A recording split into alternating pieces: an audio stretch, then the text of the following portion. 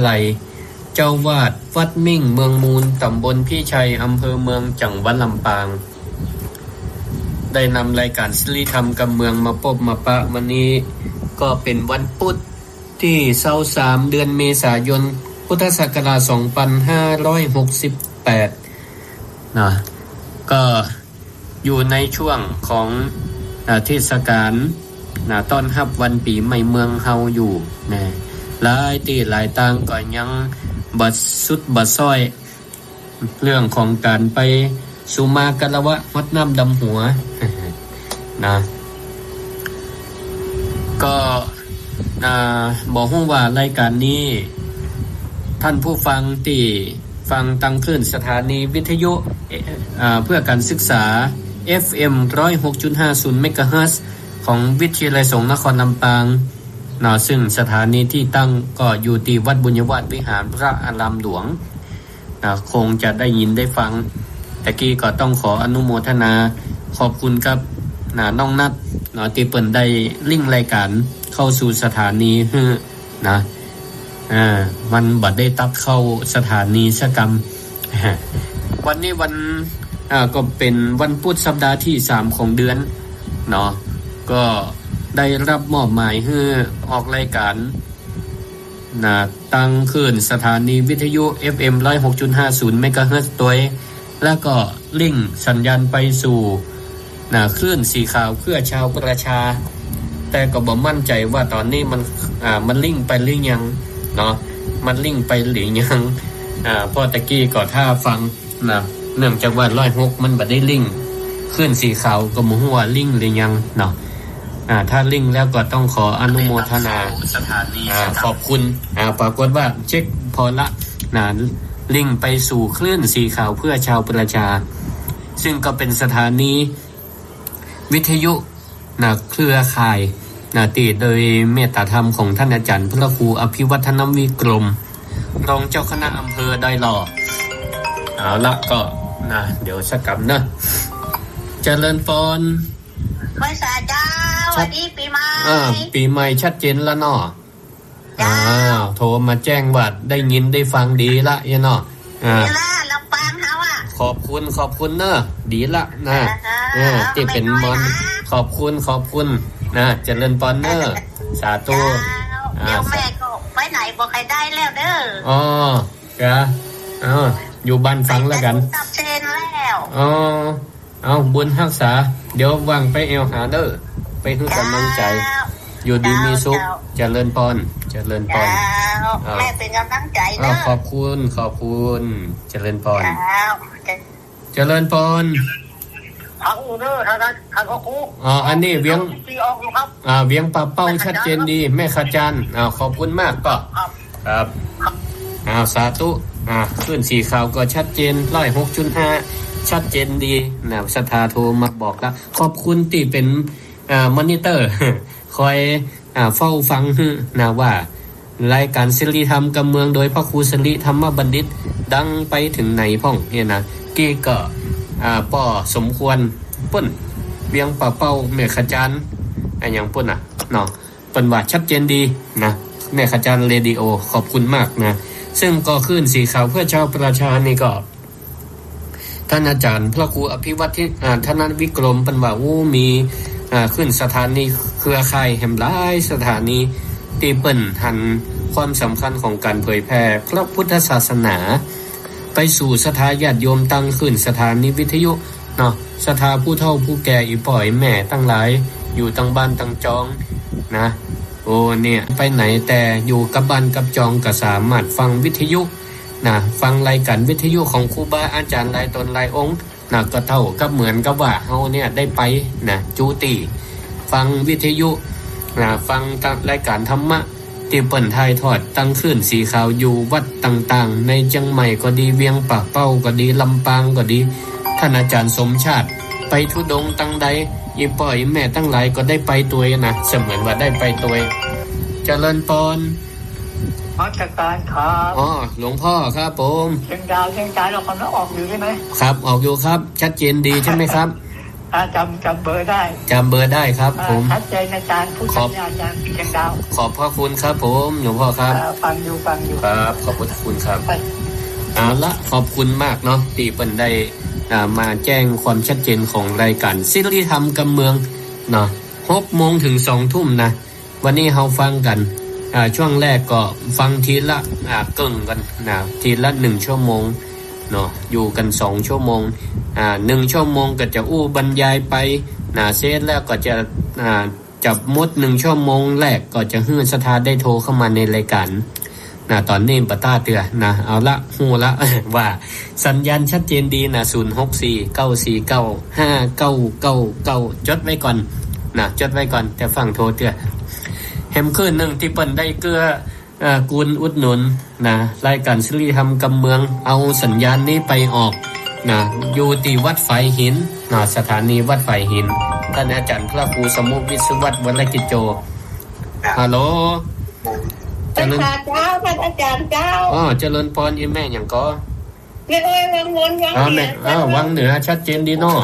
เจ้าวันนี้เปิดสายเจ้าแล้วเจ้าวันนี้เปิดสายเจ้าบ่ใช่เปิดสายเช็คว่ามันดังบ่ดังบ่ได้เช็คว่าดังแต่ว่าแรงแต่ว่า8 โมงไปทางมหาสงสารออกได้อัน8 โมงถึง43 นาทีสถานีดับนั่นได้ฟังต่อ10 โมงเจ้าลมช่วงนี้มันลมพายุหน่อยไฟดับของเนาะไฟดับพระครูนะเจ้าภาวนาแล้วกันเนอะ2 ชั่วโมงนี่บ้านพุ่นไปถึง4 ทุ่มให้ได้ฟังตลอดเนาะเจ้าสาธุเจริญพรแม่อ้อยวังมุนบวงเหนือพุ่นก็โทรมาขอบคุณสถานีเครือข่ายภาคธุรกิจภาคประชาชนหลายๆที่เปิ้นได้หันความสำคัญของการเผยแพร่พระพุทธศาสนาไปสู่ศรัทธาญาติโยมพ่องก็ฟังตั้ง Facebook แต่อาตมาเองก็บ่ได้ไล่นะ Facebook เนาะพระอาจารย์ประกาศตอบมาละอาจารย์พระครูอภิวัตรธนวิกรมตะกี้แจ้งเปิ้นว่ารายการศิลธรรมกับเมือง6 โมงถึง 2 ทุ่มพร้อมครับเปิ้นก็ตอบมาละครับก็กราบขอบพระคุณอย่างสูงที่เปิ้นได้ลิงก์เครือข่ายลิงก์สัญญาณให้และก็น้องๆที่อยู่เบื้องหลังเนาะช่วยเกาะสัญญาณตัวแต่นี่อยู่ที่กุฏิวัดมิ่งเมืองมูลบ่เดียวเทคโนโลยีเนี่ยมันเจริญก้าวหน้าตัวบ่ต้องไปสถานีวิทยุเหมือนสมัยก่อนละแต่ก่อนก็เคยอยู่วัดพระธาตุดอยสุเทพจะออกรายการสถานีถ้าออกสดต้องไปสถานีป่ะนะหรือมาอันก็อันเทพไปนะบัดเดี๋ยวนี้มันสะดวกสบายขึ้นเนาะศรัทธาอยู่ที่ไหนก็สามารถฟังได้พ่องก็บ่ได้โทรมาในสายในคณะที่ออกรายการพ่องก็โทรมาไม่ล่าไม่รุ่นก็มีนะพ่องก็ต้วยมาดำหัวปีใหม่ก็มีนะอนุโมทนาปีใหม่เมืองปีนี้ก็มีศรัทธาหลายผู้หลายท่านมาดำหัวในลำปางนี่ก็มีตังบ้านสีมวดเก้าเนาะอีแม่อย่างก็แม่บัวเย็นแม่บัวเย็นเป็นต้นแม่เย็นทำอุดมแม่คำน้อยมโนคำเก็บหน้า2นี่ไว้อยู่เอาไว้ประกาศอนุโมทนาแม่เกียงคำศิริวงศ์บ้านสีมวดเก้าและหลายๆแม่ที่ห้องก็บ่ได้เขียนชื่อก็มีบอกแม่อย่างแม่บุญมีบุญสวัสดิ์บ้านสีมวดเก้าวันนั้นเพิ่นก็มาขี่รถเหมารถลากันมาดำหัวกันอนุโมทนาและนอกจากนั้นก็มีศรัทธาตั้งเมืองเงาวันนั้นตั้งบ้านอยู่ก็ใกล้บ้านล่องเมืองเงานำโดยแม่ครูอาลีพันธ์ศรีวิริยะไมเนาะพร้อมอันบริวารลูกหลานญาติมิตรปากันมาดำหัวก็ขออนุโมทนาขอบคุณติบได้ฟังรายการวิทยุก็มาป้ากันเหียที่นี่ผมก็ฟังก็เสียงผมก็ว่าตัวแต้นี่ก็กับเสียงมันคนละยังเสียงเท่าแต่เท่าว่าก็มีเนาะก็ช่วงเป็นช่วงปีใหม่เนาะหลายผู้หลายท่านก็ยังบ่สุดบ่ใส่เตื้อลูกหลานตันเต้ามาดำหัวปีใหม่ก็ยังมาแล้วแต่เตื้อผมก็ไปดำหัวปีใหม่ ดำหัวผู้เฒ่าผู้แก่ครูบาอาจารย์พระสงฆ์องค์เจ้าเนาะปีใหม่ผ่านมาแล้วเฮาก็ศรัทธาญาติโยมทั้งหลายเนาะปีใหม่ก้าวเข้ามาก็เท่ากับว่าปีคำว่าปีใหม่ก็คือแต่ว่าปี1ปีอ่ะเนาะก้าวเข้ามาเพิ่มมันบวกเข้ามาแหม1ปีนะเมื่อบวกเข้ากับอายุของเฮานะเฮาก็บวกไปแหม1ปีนั่นก็หมายความว่าเฮานี่ก็มีอายุเพิ่มขึ้น1ปีนะแต่เฮาบ่ได้ว่าเฮาแก่ แต่มันสัจธรรมอ่ะเนาะสัจธรรมก็คือความแก่เฮาแก่มาแหม1ปีแต่พ่องวัยรุ่นบัดเดียวเนี่ยนะบ่ใครคืออู้นะว่าแก่นี่นะพูดเบาๆก็เจ็บอีหรอว่ากันไปจัง แต่ความเป็นจริงอ่ะเนาะมันจะไปปฏิเสธได้จะได้อายุเพิ่มอีกก็ได้บ่ว่าแก่ แต่ทั้งนี้ทั้งนั้นศรัทธาญาติโยมทั้งหลายเนาะเฮาเนี่ยอายุเพิ่มขึ้นนะเฮาก็ควรให้มีอย่างที่มันเพิ่มขึ้นบ่ใจเพิ่มแต่อายุเนาะบ่ใจเพิ่มแต่อายุเพราะฉะนั้นความคิดความอ่านความคิดความเห็นนะเฮาก็ควรมีความคิดความเห็นที่มันเพิ่มขึ้นมีความรู้นะธรรมะเพิ่มขึ้นฟังธรรมะจากครูบาอาจารย์แต่ละตนแต่ละองค์แต่ละวันแต่ละเวลาก็ได้ความคิดความเห็นความรู้นะลักคิดนะก็ให้มันเพิ่มขึ้นเพื่อที่หยังวันเนาะเฮาได้ผ่านอย่างมาเนี่ยแต่ละปีเนี่ยก็ถือว่าเป็นประสบการณ์เป็นครูของเฮาทั้งนั้นนะศรัทธาญาติโยมทั้งหลายมันมีกรรมนักปราชญ์ท่านหนึ่งเพิ่นบอกว่านะปราชญ์คงจื้อเพิ่นบอกว่ามีคน2คนเตียวมาหาเนี่ยนะเตียวเข้ามาเนี่ยคนหนึ่งเป็นคนดีคนหนึ่งเป็นคนเลวคนชั่วคนให้ทั้ง2คนนี่ถือว่าเป็นครูบาอาจารย์ของข้าพเจ้าเองเหรอคงจื้อเปิ้นว่าจีนะจะได้เป็นครูบาอาจารย์คนดีเปิ้นผ่านเข้ามาเปิ้นก็ให้เฮาเนี่ยได้เรียนรู้ได้ศึกษาพฤติกรรมก็ดีการกระทำของเปิ้นก็ดีที่เป็นประโยชน์เนาะบ่สร้างความเดือดร้อนให้ตัวเก่าและคนอื่นก็ถือว่าเป็นเนติแบบอย่างให้เฮานั่นได้เรียนได้รู้และก็ได้ประพฤติปฏิบัติตามถึงปัจจัยทั้งหมดของเปิ้นแต่เฮาก็เอามาประยุกต์ใช้ได้นี่ถือว่าเป็นครูของเฮาคนบ่ดีก็เหมือนกันศรัทธาญาติโยมทั้งหลายคงชื่อบอกว่าเมื่อเฮาได้มีโอกาสได้พบได้ปะได้พบได้ปะมันก็ต้องมีเนาะในชีวิตแห่งความเป็นจริงเฮาปะคนดีคนให้นี่ก็เป็นครูบาอาจารย์เฮาได้เหมือนกันก็คือสอนสอนเตือนบอกสอนให้เฮาว่าเปิ้นมาลักษณะจะอีเนี่ยมันบ่ดีเพราะนำมาซึ่งความเดือดร้อนให้กับตัวเขาเองและนำมาซึ่งความเดือดร้อนให้คนอื่นด้วยก็เหมือนกันถ้าเฮาเรียนแบบเปิ้นปฏิบัติตามเปิ้นมันก็จะเป็นเหมือนเปิ้นก็คือเฮาก็จะเป็นคนให้เป็นคนบ่ดีก็จะปาให้ตัวเดือดร้อนและก็คนอื่นก็เดือดร้อนไปด้วยเนี่ยข่าวตามสื่อต่างๆเฮาก็หันหลายอย่างหันทั้งที่เปิ้นชื่นชมคนดีเฮาก็อนุโมทนามุทิตายกย่องสรรเสริญแล้วก็เอามาสอนลูกสอนหลานก็ได้มาปฏิบัติด้วยตัวเองก็ได้เนาะแต่ข่าวนี่ศรัทธาญาติโยมทั้งหลายเปิ้นว่าโอ้ข่าวให้ลงฟรีข่าวดีเสียตังค์นี่หรอข่าวให้ลงฟรีข่าวดีเสียตังค์บางผ่องเนี่ยโอ้สื่อโจมตีแต่เรื่องให้บ่ดีเรื่องที่บ่ดีพระสงฆ์องค์เจ้าประพฤติตนตัวเสื่อมเสียน้อยก็เอามาลงแต่พระสงฆ์องค์เจ้าที่เปิ้นประพฤติดีบ่ค่อยเอาลงบ่ค่อยสรรเสริญก็ควรหรือแม้แต่การสูญเสียก็เหมือนกันอย่างข่าวตะวากับเน้นภาคใต้เน้นน้อยออกบิณฑบาตโดนหมู่ก็โจรก่อการไล่กาดยิงมรณภาพเป็น1รูปอันนี้เนี่ยเฮาก็ควรให้ความสำคัญชีวิต1ชีวิตศาสนาทายาท ของพระพุทธศาสนาเปิ้นสูญเสียไปหลายตีหลายตามพระสงฆ์องค์เจ้าตั้งแต่สมเด็จพระสังฆราชเปิ้นก็หันความสำคัญของชีวิต1ชีวิตถึงแม้จะเป็นชีวิตของสามเณรน้อยๆเปิ้นก็ให้ความสำคัญโดยมีพระบัญชาตั้งผ่านลงมาสมเด็จพระราชาคณะหนใต้ของเปิ้นเนาะที่เปิ้นปกครองอยู่เปิ้นก็เมตตาไปลงไปให้กำลังใจ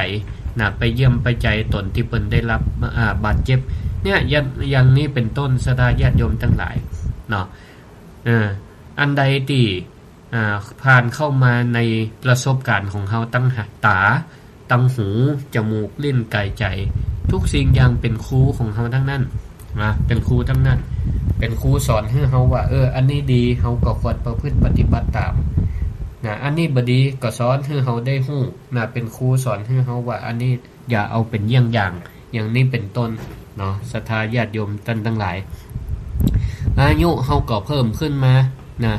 เปิ้นบอกว่าอายุเพิ่มขึ้นมานี่เฮาก็ควรมีหลักคิดควรมีหลักคิดหลักพัฒนาจิตของเฮาหลักพัฒนาจิตของเฮาวันนี้ก็จะได้นำเสนอเกี่ยวกับนิทานน่าสนใจเกี่ยวกับการที่เฮามีอายุเพิ่มขึ้นเนี่ยเฮาควรมีหลักคิดจะได้พ่องมีนิทาน5เรื่อง2ชั่วโมงเนี่ยจะอู้นิทาน5เรื่องนี่ก็ให้ฟังไปทีละเรื่อง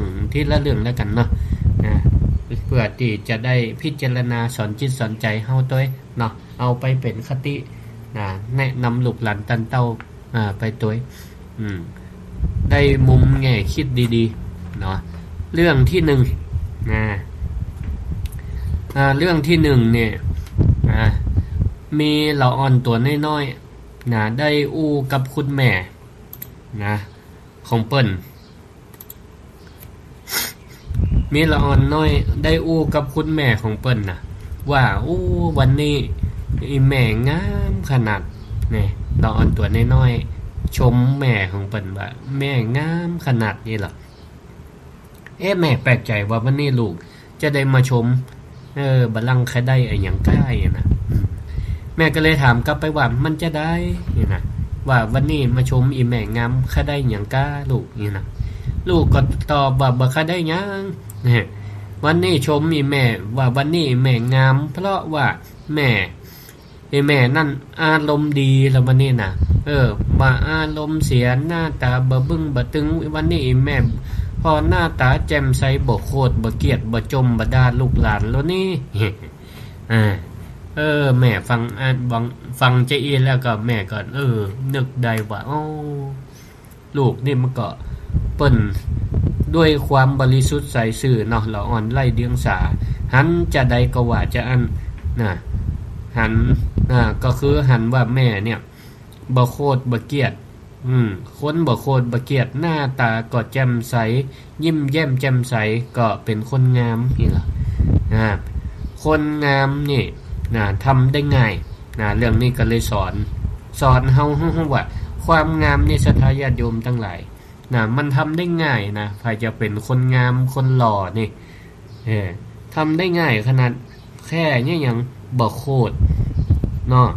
แค่บ่โคตรบ่เกลียดบ่แปลงหน้างุดงิดพอไปตังใดพอหาลูกหาเต้าหาหลาน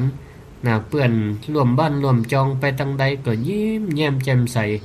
แปลงหน้าบ่โคตรบ่เกลียดยิ้มแย้มแจ่มใสก็จะกลายเป็นคนที่พอเข้ามาแล้วอายุอ่อนลงบ่แก่บ่เฒ่าบ่แก่เพราะเฮาบ่โคตรบ่เกลียดคนโคตรนี่โตหน้าย่นหน้าบึ้งหน้าตึงก็มีแต่งหน้าคิ้วโคตรงุดงิดใจพอแล้วมันก็ตึงบ่สวยมันงามบ่มีสง่าราศีแต่คนใดยิ้มแย้มแจ่มใสศรัทธาทั้งหลายพอเตอะคนเฒ่าคนแก่พ่องพอเนี่ยเดาอายุบ่ถูกแล้วกันเพราะหยังพ่อเปิ้นมีศีลมีธรรมประจำตัวประจำใจอายุก็เลยพอ น้อยพออายุนี่บ่ถึงพออายุบ่ถึงนี่ศรัทธาญาติโยมตั้งหลายเนาะการที่เฮาเนี่ยจะฝึกคือเฮาเนี่ยเป็นคนหล่อคนงามก็ทำได้ง่ายประการที่1นี่นะก็คือบ่เฮาบ่ไปโคดฮื้อไผเป็นเคล็ดลับของคนหล่อคนงามคนโคดนี่มันเหมือนเป็นไฟเนี่ยเผาจิตเผาใจป้าจิตใจให้คนมัวโดยเฉพาะช่วงนี้กันหน้าร้อนเนาะหน้าร้อนนี่ใจจะไปร้อนแล้วกันเนาะหน้าตาก็จะไปบึ้งไปตึงจะไปคิ้วโคดจะไปงุดงิดใจจะไปให้มันร้อนไปกับอุณหภูมิที่มันเพิ่มขึ้นวันนี้นี่ก็อะละอยู่เหมือนกันนะออกไปตังนอกนี่40กว่าองศานะใจจะไปขุ่นมัวหน้าตามันก็จะป้าให้บ่ผ่องใสบั่นทอนสุขภาพร่างกายและใจเนาะคนที่บ่โคตรง่ายจิตใจก็สงบเย็นส่งผลให้มีออร่าภาษาปัจจุบันคนผิวพรรณหน้าตาผ่องใสบ่คิ้วบ่โคตรหน้าตามีออร่ามีความเมตตาพอหน้าเข้าใกล้ตะวันนี่ก็ไปร่วมงานเปิ่นเนาะที่วัดพระธรรมกายวันคุ้มครองโลกวันคุ้มครองโลกแล้วก็เป็นวันเกิดของหลวงพ่อเจ้าวาดปันตยศรัทธาญาติโยมทั้งหลายผู้ไปร่วมงานพอหน้าศรัทธาญาติโยมที่ไปร่วมงานแต่งกายชุดขาวหน้าตาผ่องใสพิธีกรว่านำอย่างใดก็ว่าตามมีแต่กล่าวคำว่าสาธุสาธุเปิ้นปานั่งสมาธิกับหน้าตาผ่องใสบ่คิ้วบ่โคตรเป็นจะอีเจริญปอนไม่จ้าพระคุณเจ้ากำลังออกรายการอยู่แม่ว่าได้สาธุออกรายการเนี่ยชัดเจนเนาะออกรายการเนอะสาธุขอบคุณแม่ยังก็โทรมาเนี่ยขอบคุณแม่ยังก็บอกชื่อบอกชื่อนะเนี่ยศรัทธาญาติโยมแต่ว่าพอศรัทธาคนใดก็ผ่องใสขนาดเปิ้นช่วง 4 โมงแรงเนาะเปิ้นฮื้อศรัทธาญาติโยมออกมานั่งหน้าโต๊ะที่จะถวายสังฆทานพระ 40,000 รูปไปรวมตัวกันที่หั่นพระสังฆาธิการเจ้าวาดทั่วประเทศ 40,000 รูปไปโปรดรับทายทานศรัทธาก็มานั่งกลางแจ้งแดดร้อนจะได้เปิ้นก็ใจเย็นแดดร้อนแต่เปิ้นบ่ร้อนใจปากันนั่งสวดมนต์และก็นั่งสมาธิไปด้วยกันแต่ก็พ่องก็ใจผ้าคุมพ่องใจจ้องกลางพ่องท่ามกลางแสงแดดก็ช่วงแรงมันก็ตะวันมันตกดินมันจ้าน้อยแต่ใจเปิ้นก็ยังมีความสุขอยู่ใจมีความสุขอยู่พอแต่ละคนก็ผิวพรรณหน้าตาผ่องใสอย่างเนี้ยศรัทธาญาติโยมทั้งหลายถ้าเฮาฝึกได้ทุกวันเนาะฝึกได้ทุกวันถ้ามันจะโคตรมันเป็นปกติของคนเฮาอยู่แล้วเนาะอารมณ์เนี่ยมันขึ้นลงแต่ถ้าเฮามีอารมณ์โคตรเฮาก็ฮู้เฮาตักอารมณ์ตัวเก่าได้ว่าเฮาโคตรนะโคตรเนาะปรับความโคตรลงได้เอาเมตตาเข้ามาใส่เมตตาก็แปลว่าความฮักความปรารถนาดีต่อกันและกันมันก็จะลดความอาฆาตพยาบาทลงได้ใจรักของพรหมวิหารทั้ง4เอาข้อใดมาใจก็ได้เมตตาก็ได้กรุณาความเอ็นดูสงสารเอ็นดูสงสารช่วยให้อยากช่วยให้คนอื่นเป็นพ้นทุกข์อย่างนี้หรือคันติก็ได้เอามาข่มระงับความโกรธของตัวเก่าเมื่อเฮาตักอารมณ์ฮู้ตัวเก่าว่าเฮาโกรธอยู่นะใจขันติเข้ามาช่วยอดทนเนาะอดทนเนาะพ่องก็ว่าตู่เจ้า มันจะไปมากำหนดนะมาคุมได้จะใดก็เพราะบัดได้ฝึกนะมันต้องฝึกมันนะพยายามฝึกมันนะก็เหมือนกับเฮาเฮียนฝึกรถขับรถขับลานี่กะเนาะใหม่ๆมันก็ทรงตัวมันจะได้ประเมินเข้ามันทรงตัวได้เพราะเฮาคุมมันได้เนาะคุมมันได้นะอันเนี้ยเนาะข้อที่1นะนิทานเรื่องที่1นะต้องฝึกบ่เป็นคนขี้โคตรเนาะถ้าบ่เป็นคนขี้โคตรก็จะยะฮืดนะผิวพรรณร่างกายหน้าตาของเฮามีความผ่องใสอายุก็จะลดลงนะเพิ่มความหล่อความสวยได้บ่ต้องเปิ่งศัลยกรรมเนี่ยอย่างนี้เป็นต้นนะต่อไปเรื่องที่2เรื่องที่2นี่มีคนอยู่2คนสดาญาติโยมทั้งหลายมีคนอยู่2คนพิษกันนะพิษกันเถียงกันด้วยเรื่องอะไรหยังคนหนึ่งบอกว่า3 คูณ 8เท่ากับเท่าใดคนแรกบอกว่าสทาญาติโยมคิดตัว3 คูณ 8ได้เท่าใด3 คูณ 8คนแรกบอกว่าได้24นะ3 คูณ 8ได้24ส่วนเปิ้นแห่งคนบอกว่าบ่ถูก3 คูณ 8ก็ต้องได้21นี่3 คูณ 8ต้องได้21เถียงกันอยู่วันค่ำไอ้คนหนึ่งบอกว่า24แห่งคนหนึ่งว่า3 คูณ 8ได้21หาข้อยุติบ่ได้ต้องหาคนกลางมาตัดสินก็เลยลากจุงแขนกันไปฟ้องบัณฑิตคนฉลาดเนาะบัณฑิตที่เปิ้นลวกกว่าตัว2คนนี่ช่วยตัดสินกันแล้วว่าไผตอบถูกตอบผิดบัณฑิตเมื่อพิพากษาว่าคนที่บอกว่า3 คูณ 8เท่ากับ24เลยสั่งเขียนไอ้คนแรกที่บอกว่า3 คูณ 8ได้24เอาไปเขียนเช้าเตี้ยคนที่ตอบถูกนะคนที่ตอบ3 8 24ก็เลยถามสวนกลับมายังบ่ป้ออกบ่ป้อใจว่าโหก็หันกันอยู่3 คูณ 8มันได้24ไอ้คนนั้นมันตอบ21มันก็ผิดกะ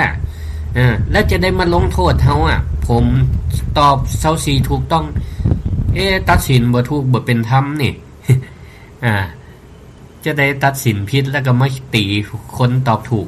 บัณฑิตก็เลยตอบว่าโอ้ก็เป็นตะตัวนะไปเถียงเปิ้น ไปเถียงคนติดตอบอัน3 คูณ 8ได้21ไปเถียงเปิ้นวันเป็นวันค่ำง่าวกลัวเขาว่ะ ง่าวกลัวเขาง่าวกลัวจะได้โอ้ก็ตัวง่าวก็เพราะว่าคนเปิ้นตอบผิดก็ยังง่าวไปเถียงเปิ้นอยู่ เพราะฉะนั้นเนี่ยถ้าบ่เขียนเฮาแล้วจะไปเขียนไผสาญาติโยมทั้งหลายฟังแล้วงงว่ะก็คือว่าตัวเก่าคิดว่าถูกต้องแล้วนะตัวเก่าตอบถูกแล้วจะเสียเวลาไปเถียงกับคนที่เปิ้นตอบผิดหยังนะไปโต้ไปเถียงกับคนที่เปิ้นตอบบ่มีเหตุบ่มีผลหยังคนที่บาดเจ็บก็คือตัวเฮาน่ะเมื่อมาขอเปิ้นตัดสินเปิ้นก็เลยสั่งเขียนในที่นี้ก็คือได้ฮู้สึกตัวว่าเนี่ยเวลาเฮาเนี่ยเป็นคนมีเหตุผลถูกต้องแล้วนะเวลาเฮาไปอู้จากับคนที่มีเหตุมีผลนะอู้ไปก็เสียเปล่าบ่ได้ก็ต้องไปต่อเถียงเหียนะถ้าเฮาหยุดเหียเขาก็ต่ออย่างนี้เป็นต้นนะเพราะเปิ้นเปรียบเทียบอย่างนี้สทาญาติโยมทั้งหลายว่าถึงแม้ว่าเฮาจะมี10 ปากนะเฮามี10 ปากเฮาก็มีทางที่จะไปเถียงชนะคนที่อู้จาไปเลยอู้จาบ่มีหลักบ่มีการบ่มีเหตุบ่มีผลเพราะเขาก็จะถือเอาความถูกใจของตัวเก่ามันบ่ถูกต้องแต่มันอาจจะถูกใจของเขามันก็จะยังว่านั่นแหละเนาะอันรับหูรับตาตอบไปทะลุตูกังไปนะตอบแบบน้ำขุ่นๆเฮาเถียงไปก็บ่มีทางตีชนะนะเพราะฉะนั้นเนี่ยเปิ้นสอนเฮาว่าเนี่ยเฮาอยู่มาอายุเพิ่มขึ้นเห็น1 ปี เฮาก็ควรระลึกได้ว่าจะไปถือสาคนตีเปิ้นตีเขาไล่สาระบางเทื่อละอ่อนบ่มีประสบการณ์เนาะเฮามีประสบการณ์นักกว่าเขาเถียงหยังมาเฮาก็ต้องไปเถียงหยังนักบางเทื่อก็ต้องให้เขาได้ฮู้ด้วยตัวเขาเองฮู้ด้วยประสบการณ์ของตัวเขาเองอย่างเช่นนะอย่างคนเฒ่าคนแก่เลี้ยงลูกเลี้ยงหลานตะก่อนจะไปยะเน้ออย่างจะไปยะเน้อยิ่งห้ามก็เหมือนยิ่งยุไฟบัดนี้ไปกำมันฮ้อนอย่างละอ่อนมันบ่จะฮู้ละฮ้อนมันเป็นจะใดเย็นเป็นจะใดแต่เมื่อเขาได้ยุบได้จับได้กำแล้วโอ้ฮ้อนเป็นจะอีกถ้ามันฮ้อนแล้วมันเจ็บต่อไปละอ่อนก็บ่ทำแหมอันเนี้ยบางอย่างมันต้องเฮือเขาฮู้ด้วยประสบการณ์ตัวเขาเองนะการที่เขาจะไปห้ามไปปรามบางเทื่อนี่ก็มันก็แบบเกิดประโยชน์อันใดแต่อู้ไว้เตือนว่าก่อนไว้ก็ดีเนาะอู้ไว้เตือนบอกก็ดีนะด้วยการที่เขามีประสบการณ์มาก่อนแต่อู้แล้วเตือนแล้วเขาบ่ฟังก็เปิ้นห้องว่าอุเบกขานะวางใจเฉยนะวางใจเป็นกลางวางใจปล่อยวางไปนะบ่ต้องไปยึดติดยึดมันบางผ่องนี่ก็เป็นตุกนะเป็นตุกกับลูกกับเต้ากับหลานสอนมันบอกฟังเนี่ยจะได้ดีก็ตุกอกตุกใจนะตุกอกตุกใจถ้ามันแล้วบอกแล้วบอกฟังก็ต้องปล่อยนะต้องวางใจเป็นกลางนะเปิ้นห้องว่าอุเบกขานะปล่อยวางนะเมื่อมันเฮาควบคุมมาได้เนาะเลี้ยงตัวเขาได้เลี้ยงใจเขาบ่ได้เนาะอันเนี้ยก็ต้องให้เขาได้พิจารณาด้วยตัวเขาเองนะอย่างนี้เดี๋ยวเขาก็จะได้ปัญญานะเขาจะได้ปัญญาด้วยตัวเขาเองนะเราจะเอาปัญญาไปให้เขาแล้วนะเขาจะฮับหรือมาฮับหรือเขาจะพิจารณาตามอันนั้นก็อยู่ที่ตัวเขานะแล้วเขาก็จะเกิดปัญญาฮู้ด้วยตัวเขาเองเนาะด้วยตัวเขาเองจาเขาก็แนะนำด้วยวาจาที่ถูกต้องเหมาะสมนะด้วยวาจาที่ถูกต้องเหมาะสมนะบ่ต้องไปต่อรอดต่อเถียงไปแจ้งไปด่าไปกรรมอะไรอย่างต่างๆอย่างนี้เป็นต้นเนาะอันนี้ก็เกี่ยวกับนิทานข้อที่2ก็เสร็จไปแล้วนะเดี๋ยวข้อที่3ที่4ที่5นี่เฮาก็มาว่ากันในช่วงที่2บ่เนาะช่วงแรกนี่ก็เอาฟังได้สาระธรรมอันใดก็จะโทรเข้ามาแนะนำรายการหรือว่าจะมาอวยพรปีใหม่นะมาอวยพรปีใหม่ให้กับสมาชิกที่เพิ่นได้ร่วมฟังรายการศิริธรรมกำเมืองอยู่ขณะนี้ก็โทรเข้ามาได้เนาะ064-949-5999นะแนะนำรายการได้เนาะใครฮู้จะอันใดเลือกในโอกาสต่อไปแต่วันนี้นี่เตรียมมาแล้วเหมือนกับตัวเจ้าเตรียมเมนูอาหารมาให้ละศรัทธาก็บ่ฮู้นะจะล้ำบ่ล้ำบ่ฮู้นะก็จำเป็นต้องกิน จำเป็นต้องรับฟังอย่างเดียวนะวันนี้นะแต่ถ้าเดือนหน้าใครได้เมนูอันใดไขฟังอันใดก็แนะนำวันนี้ไว้ก่อนนะก็จะไปสืบไปค้นธรรมะนี่บ่ได้ปรุงบ่ได้แต่งขึ้นมาคนเดียวนะก็เป็นธรรมะของพระพุทธเจ้านั่นแหละ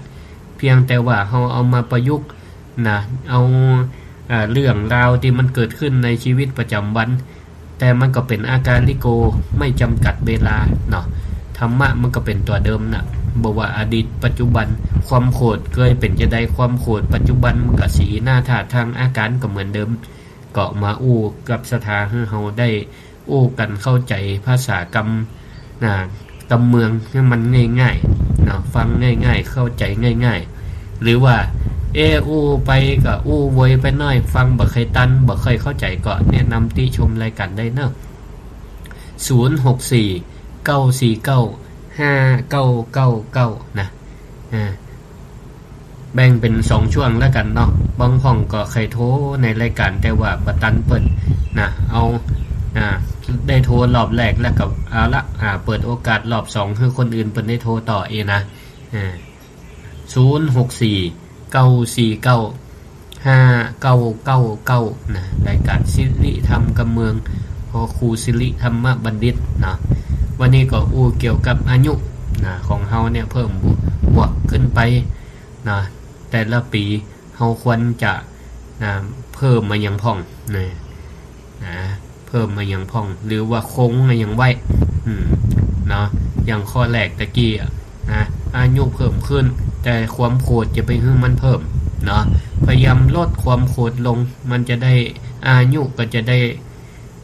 วัยของเขามันจะได้ลดลงมันบ่เพิ่มไปตามอายุนะหน้าตาผ่องใสแจ่มใสนะบ่ต้องไปปึ่งสัญญกรรมอย่างนี้เจริญพรเจ้าภาษาเจ้าค่ะครูเจริญพรแม่สมบูรณ์เจ้าบรรลัยศิลาทองเจ้าก็ได้แม่เจ้ามาจังจะอู้อย่างนะปั่นตอนปีใหม่ก็ได้ปั่นตอนปีใหม่ปั่นเท่าไหร่ปั่นปั่นคนฟังนี่กะเนาะโอ้บอกใครจ้างอยู่ดีมีซุปเนาะที่คำโตต่างๆที่เก่าของโลกโคตรไปแล้วอีเนี่ยแต่แกวันปัญญาวันกับมาผู้จอดหล่อถึงอีเราบัลละเสียยังหีบบะเหลี่ยเสียยังปะเรนี้สั้นๆนะสั้นๆเดี๋ยวสายอื่นมันเข้ามาดูมีซุปถูกโคนถูกเสียงถูกสายเด้อสาธุอายุมั่นขวัญยืนเนอะแม่สมบูรณ์เจริญพรแม่เสียงยังไม่หายไม่อยากให้จังมาหายแล้วหายกะยังหายมันมีเสียงมันได้ยินเลยจุนขึ้นดีๆใส่ขันตั้งกะขันตั้งบะเติงกะขันตั้งบะเติงกะก็ว่าจันนั่นจำเสียงแม่ได้ได้ว่าลืมกันแล้วจำได้กะจำได้กะแต่ถ้ามาบ่มันหากันนี่บ่ได้จำบ่ได้มันเลยจำกันมาได้แค่นั้นมันเลยหายได้กะเนาะนั่นแหละหายไปเลยเดียวมันได้ยินอยู่เลยนี่เหรอวันนี้ได้ยินแล้วเหรอของของดีเหมือนมันก็ออกกันเตี้ยนั่นกะบางเตี้ยมันติดกันติดงานเนาะสาธุเนอะเสียงไม่แก้วหายไปละได้ยินแล้วเนอะอายุมันขวัญยืนเป็นว่าสัญญาณบ่ดีว่ะดีอยู่ก็หาสถานตั้งใดก็ตอนนี้โทรเข้ามาได้เนอะฮันเหรอสัญญาณดีกับวิทยุนี่ห่างดีบางทีมันเป็นฟ้าเป็นฝนบางทีก็อาจจะลมปัดขึ้นพ่องเนาะก็จะไปฮื้อไฟมันดับแล้วกันเนาะเดี๋ยว2 ทุ่มนี่ก็จะไปงานศพอยู่เหมือนกันนะจะไปเตะงานศพอยู่ตอนนี้ก็อู้กันได้อยู่เนาะเจริญพรสาช่างตัวเจ้าสลิติมาได้เด้อสาธุแม่ยังเป็นไรบ้านนั่งสังสายเจ้าฟังขึ้นได้แม่ขึ้นนั้นกับจานวิเลโอแม่ขจานมิเรดิโอสาธุเจ้าตัดเจนดีเนอร์แม่เนอสาธุแม่ขอบคุณหลายๆอายุมั่นขวัญยืนสาธุขอบคุณเนอแม่อายุเท่าใดแม่ละ74สาธุดีละอายุมั่นขวัญยืนเนอเจริญพรเจริญพรมันเป็นสายครับเจริญพรพ่อหลวงพ่อครับอาจารย์ครับผมอาจารย์สนิทกับอาจารย์มหาสมชาติไหมอาจารย์มหาสมชาติทำไมนะครับเก่งนะอาจารย์ผมจะบอกให้ไม่ธรรมดานะองค์นี้ครับผมผมว่าท่านปรารถนานิพพานนะเนี่ยใช่ถูกต้องผมฟังดูเนี่ยไม่ผิดแล้วก็ไปจริงด้วยอาจารย์สมชาติเนี่ยครับผมแต่เคยมาทุดงที่ความเฟืองมั้งครับไปยงพิสมัยที่สามารถใครเครียดอยากจะบอกนะครับ แกบอกฉันก็โทรคุยกันในเรื่องไอ้ทำว่าใครเครียดอ่ะ ครับ พอดีก็ว่าแกบอกกันจะมาทุดงทางปังเฟืองปังโม่นี่มันถึงกัน ครับผม ประมาณโลฝ่า ครับ เก่งนะอาจารย์สมรักเนี่ยผมว่านักผลนิพพานเลยอ่ะ โอ้สาธุ ผม ครับ กล้าพูดเลย ครับ แกไม่มีอะไรดิแกพูดไปแล้วก็ไปเลยนะ ใช่ครับ ผมอื่นยังมีติดขัดอยู่ ใช่ บอกการตายกิจยูโทที่เนี่ยตอนวัดฝ่ายหญิง ครับค พ รับ ระครูสมุวิระจิงโจวัดฝ่ายหญิงเขาเปิดมาวันนี้ก็เปิดมา ครับผมครับ องค์นี้ก็สำเร็จนะอาจารย์นะ สาธุครับ องค์ที่ว่ากิจยูโทเนี่ย ครับ คำพูดแล้วเราคำพูดเนี่ยมันไม่เหมือนคนอื่นอ่ะ ครับ เหมือนแต่ว่าความนึกคิดแล้วมันลึกๆอ่ะ ครับครับ อาจารย์ตรงชาติที่เก่งนะครับ ครับ เนี่ย ครับผ ผม มว่าเก่งมากเลย ครับ ผมชอบแก ครับ แต่พูดแล้วไปตรงไม่ได้ไปอะไรหรอก ครับผม ชอบทำบุญที่ไหนแก ครับครับสาธุครับ รัชการนะอาจารย์ ครับขอบคุณพ่อครับผมที่โทรมาครับ บอกเขาได้บอกเขารู้จักผมพัด ครับ จิต ครับผมครับท่าน ก็ ก็ ยานฟังว่า ครับ เขารู้จัก ครับท่านก็คงฟังอยู่ครับผมขอบคุณมากครับพ่อครับ ราชการครับ ครับสาธุครับหลวงพ่อโทรมา2 รอบแล้ววันนี้ สถานตะกี้สายซ้อนโทรมาใหม่นะโทรเข้ามาได้ตอนนี้เปิดสายให้โทร064-949-5999รายการซิลีทำกับเมืองเจริญปอน นมัสการเจ้าพระครู โยมแม่ศรีวันเจ้าทำมาได้ช่วยได้ทุกอย่างนะว่าอาจารย์เนาะสาธุแม่นละ ช่วยได้ทุกอย่างเลย ประยุกต์เอาต้องไปเกียรติแม่นแล้ว จังแม่เนี่ยเป็นโรคไล่เนาะแม่ก็ปฏิปัวที่เกียรติเนาะเดี๋ยวแม่ดีขึ้นแล้วนั่นน่ะเอาธรรมะน่ะรักษาใจนี่สำคัญเนาะใจอยู่ใจเฮาใจเฮาต้องไปคิดอะไรเนาะมองเป็นกุศลไปมองในแง่ดีไว้ทำมุกไปจะกินก็กินใจช่วยได้ทุกอย่างดีละก็ไปที่โมมัตวาเนาะเนี่ยแม่ก็ฟังธรรมะเนี่ยแม่บ้านอย่างก็แม่ศรีวันอยู่บ้านอย่างก็แม่ฮัลโหล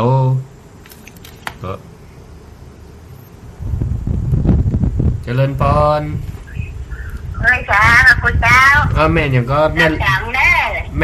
เลี้ยนกันก็วันแม่เลี้ยนกันเจ้าวังเหนือเนาะวันนี้ชัดเจนดีในร้านเจ้าที่จีนนะในกระดานนะล่ะชัดเจนดีขอบคุณมากชัดเจนดีดีละสาธุอยู่ดีมีสุขเรียนสาธุเจ้าเป็นกำลังใจขอบคุณหลายเนอะเจริญพรเจริญพรไอ้สาเจ้าแม่ยังก็แม่ทองสุกแม่ทองสุกตั้งใดแม่ท่าแม่ท่ากะยังแม่กาบ้านแม่ท่ากะเจ้าอันนี้เบอร์เอาเบอร์ไผ่เดิมมาโทรเปลี่ยนเบอร์ใหม่ล่ะก็ว่าสบายดีเนาะเจ้าสบายดีเจ้าสาธุปั่นป้อนได้ยินเสียงเอิ้นเนาะแม่นละมีการมีงานยังพร้อมเสียงเอิ้นเดี๋ยวเราวันนี้ได้มาออกรายการเนาะสาธุขอบคุณนะแม่นะเจริญพรเนอะสาธุเจริญพรไว้สาเจ้าท่านละกันแม่ยังก็ไม่ล่าเวียงปะเป้าไม่แห้งนี่เจ้าเวียงปะเป้าเนาะฟังขึ้นอย่างเงี้ยแม่ขึ้นเข้า10 ทีเจ้าของอันแม่ขจารกะเจ้าแม่ขจารเจ้าสาธุชัดเจนดีเนาะเจ้าชัดเจนดีเข้าใจดีเนอะนะขอบคุณเนอะโทรมาครั้งแรกอะ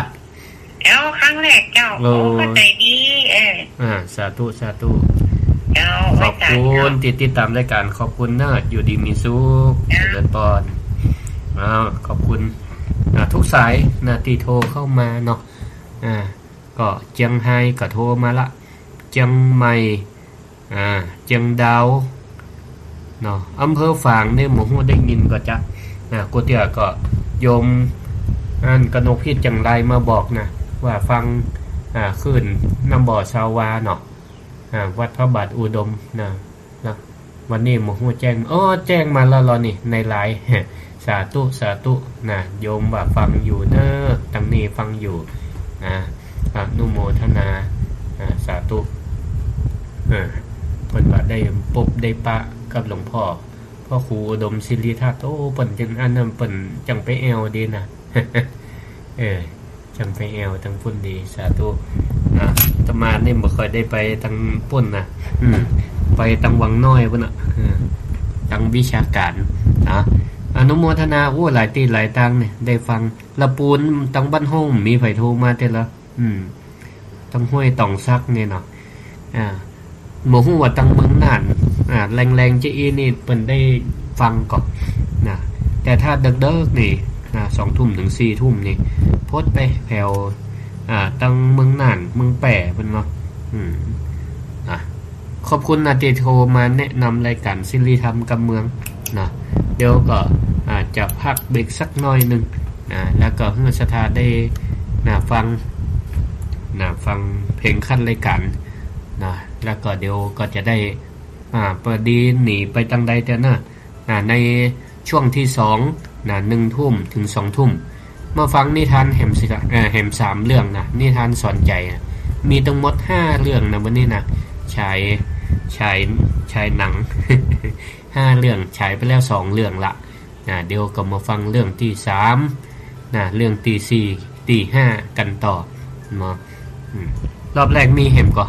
จะโทรเข้ามาถ้าบทโทรนี่ก็เดี๋ยวจะเบรกกันสักครู่เบรกกันสักครู่เดี๋ยวได้กินน้ำกินท่ากั๊มก่อนเนาะย่างกินน้ำเหี่ยกั๊มก่อนแล้วเราก็จะมาฟังกันต่อเนาะถ้าบ่มีโทรมาแล้วก็เดี๋ยวเรา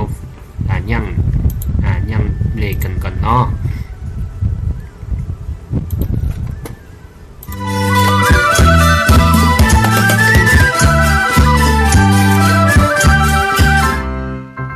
น้องๆหน้าหนาวนี้ไปแอวเหนือเฮาพักที่นี่บ่รีสอร์ทนี้ดีขนาดมีเครื่องทำน้ำอุ่นระบบแก๊สเอาไว้อยู่พร้อมแต่ก็ต้องระวังเนอะเครื่องทำน้ำอุ่นระบบแก๊สมีคนตายมาหลายรายแล้วจะอั้นเลยกะอ้ายก็นึกภาพเอากะเปิดเครื่องทำน้ำอุ่นระบบแก๊สในห้องน้ำถ้าบ่มีพัดลมดูดอากาศการหมุนเวียนของออกซิเจนมันจะดีได้จะใด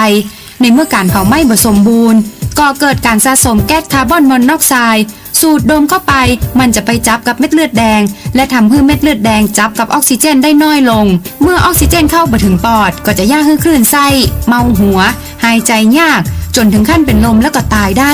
โดยเฉพาะคนที่มีโรคประจำตัวเช่นโรคหัวใจโรคเลือดจางหอบหืดถุงลมโป่งพองโรคความดันโลหิตสูงซึ่งจะมีโอกาสสูงกว่าคนอื่นกันเฮฮาชวนกันโจนแก้วปีเก่าผ่านไปปีใหม่มาถึงแล้วม่วนใจยิ่งแล้วปีใหม่แก้วมาเถิงมาฮอดมาเติงเทศกาลแล้วเจ้าวัฒนธรรมโบราณเขาเงาจะไปลืมเนื้อเจ้า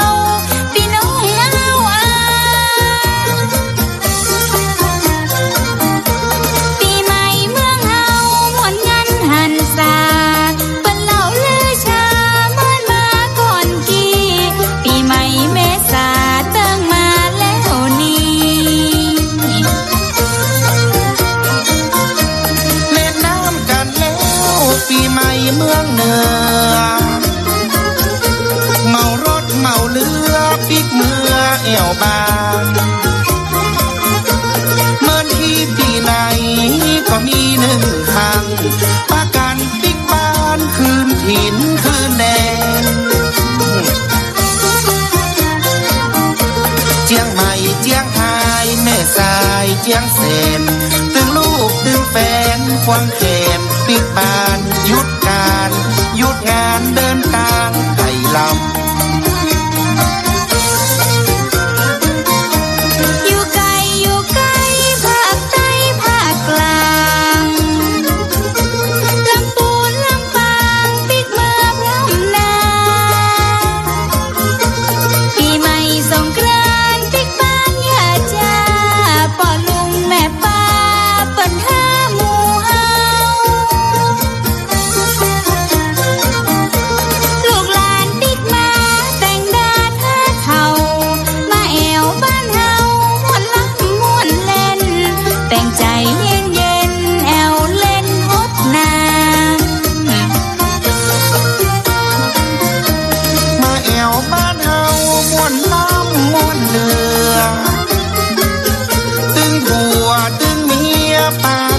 แอวเล่นปีใหม่สงกรานต์ฟ้อนลำตับเพลงให้ตึงบ่าเว้นแอวเล่นล่องกองเป็นลูกเป็นเต้าที่เข้าห้องของเดี๋ยวหอยเงินทองรับรองเกียมทางปู่ป้าลุงอาพ่ออุ้ยแม่อุ้ยลูกหลานมาพร้อมฮดน้ำดำหัวสมาชิกครอบครัวอยู่กันพร้อมหน้ารวมญาติร่วมวงพร้อมวงลุงป้าลูกตัวเล่นข้าลูกหาหลานคิงลูกเคยลูกใจมากมายจริงๆลูกไปลูกยิงนั่งอิงแอบคังป่ออุ้ยแม่ยายอยู่ตั้งใดป้อบ่ค้าง สู่มาคารวะพ่อแม่ตึงสองดาขันมายอมส่องหน้าคนเฒ่าม่อนแก้วม่อนคำยกยอใส่เก่านำหัวคนเฒ่าหับศีลหับบอนวันแห่งความฮักครอบครัวสโมสรเต็มบ้านเต็มจองให้บะมองเศร้าซอยม่วนใจแต่นอซอซอจอยจอย เที่ยวบินต่อไปวัดต่างคันเข้าคันป่าญาติมิตรวงศาแต่งเด้อจนเสียงพบปะสังสรรค์ทำบุญกินเลี้ยงเต็มใจจะเสียงจัดเลี้ยงสงกรานต์ห้องเพลงหุ่นกองสนุกสนานจิ้มปลาอาหารเต็มจองเต็มบ้านจุ่มเนื้อเย็นใจเหมือนดังสายแม่น้ำ กำไรให้ก่อขออโหสิกรรมผูกมิตรสัมพันธ์ตึงตัวตึงขาหดน้ำดำหัวล้างตาล้างน้ำล้างสิ่งชั่วช้าไปนอกไปในสังขารล่องแล้วสุขบานบานใจคิดอย่างสิ้นได้มือส่งไฟอ่างหนุ่มรอสาวสวยจะล่ำรวยเงินลา อายุวันนั้นปรมังสุขีโจบใจดีปอนปีใหม่แก้วสปะปอนใดประเสริฐเลิศแล้วบุญรัตน์ขันแก้วจะปานต้นงามขอเอาคุณพระรัตนะตั้งสามมาเป็นกำบังเวทหลังเวทนาอยู่ดีตีขาอายุมันเตี้ยงเตา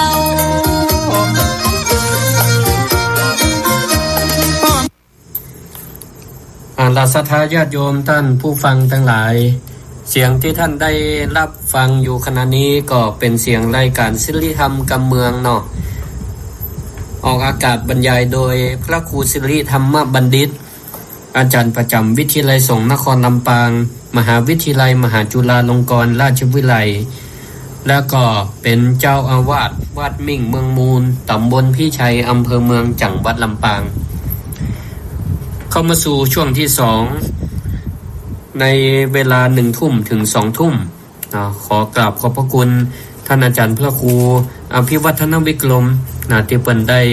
เมตตาลิงก์สัญญาณจากคลื่น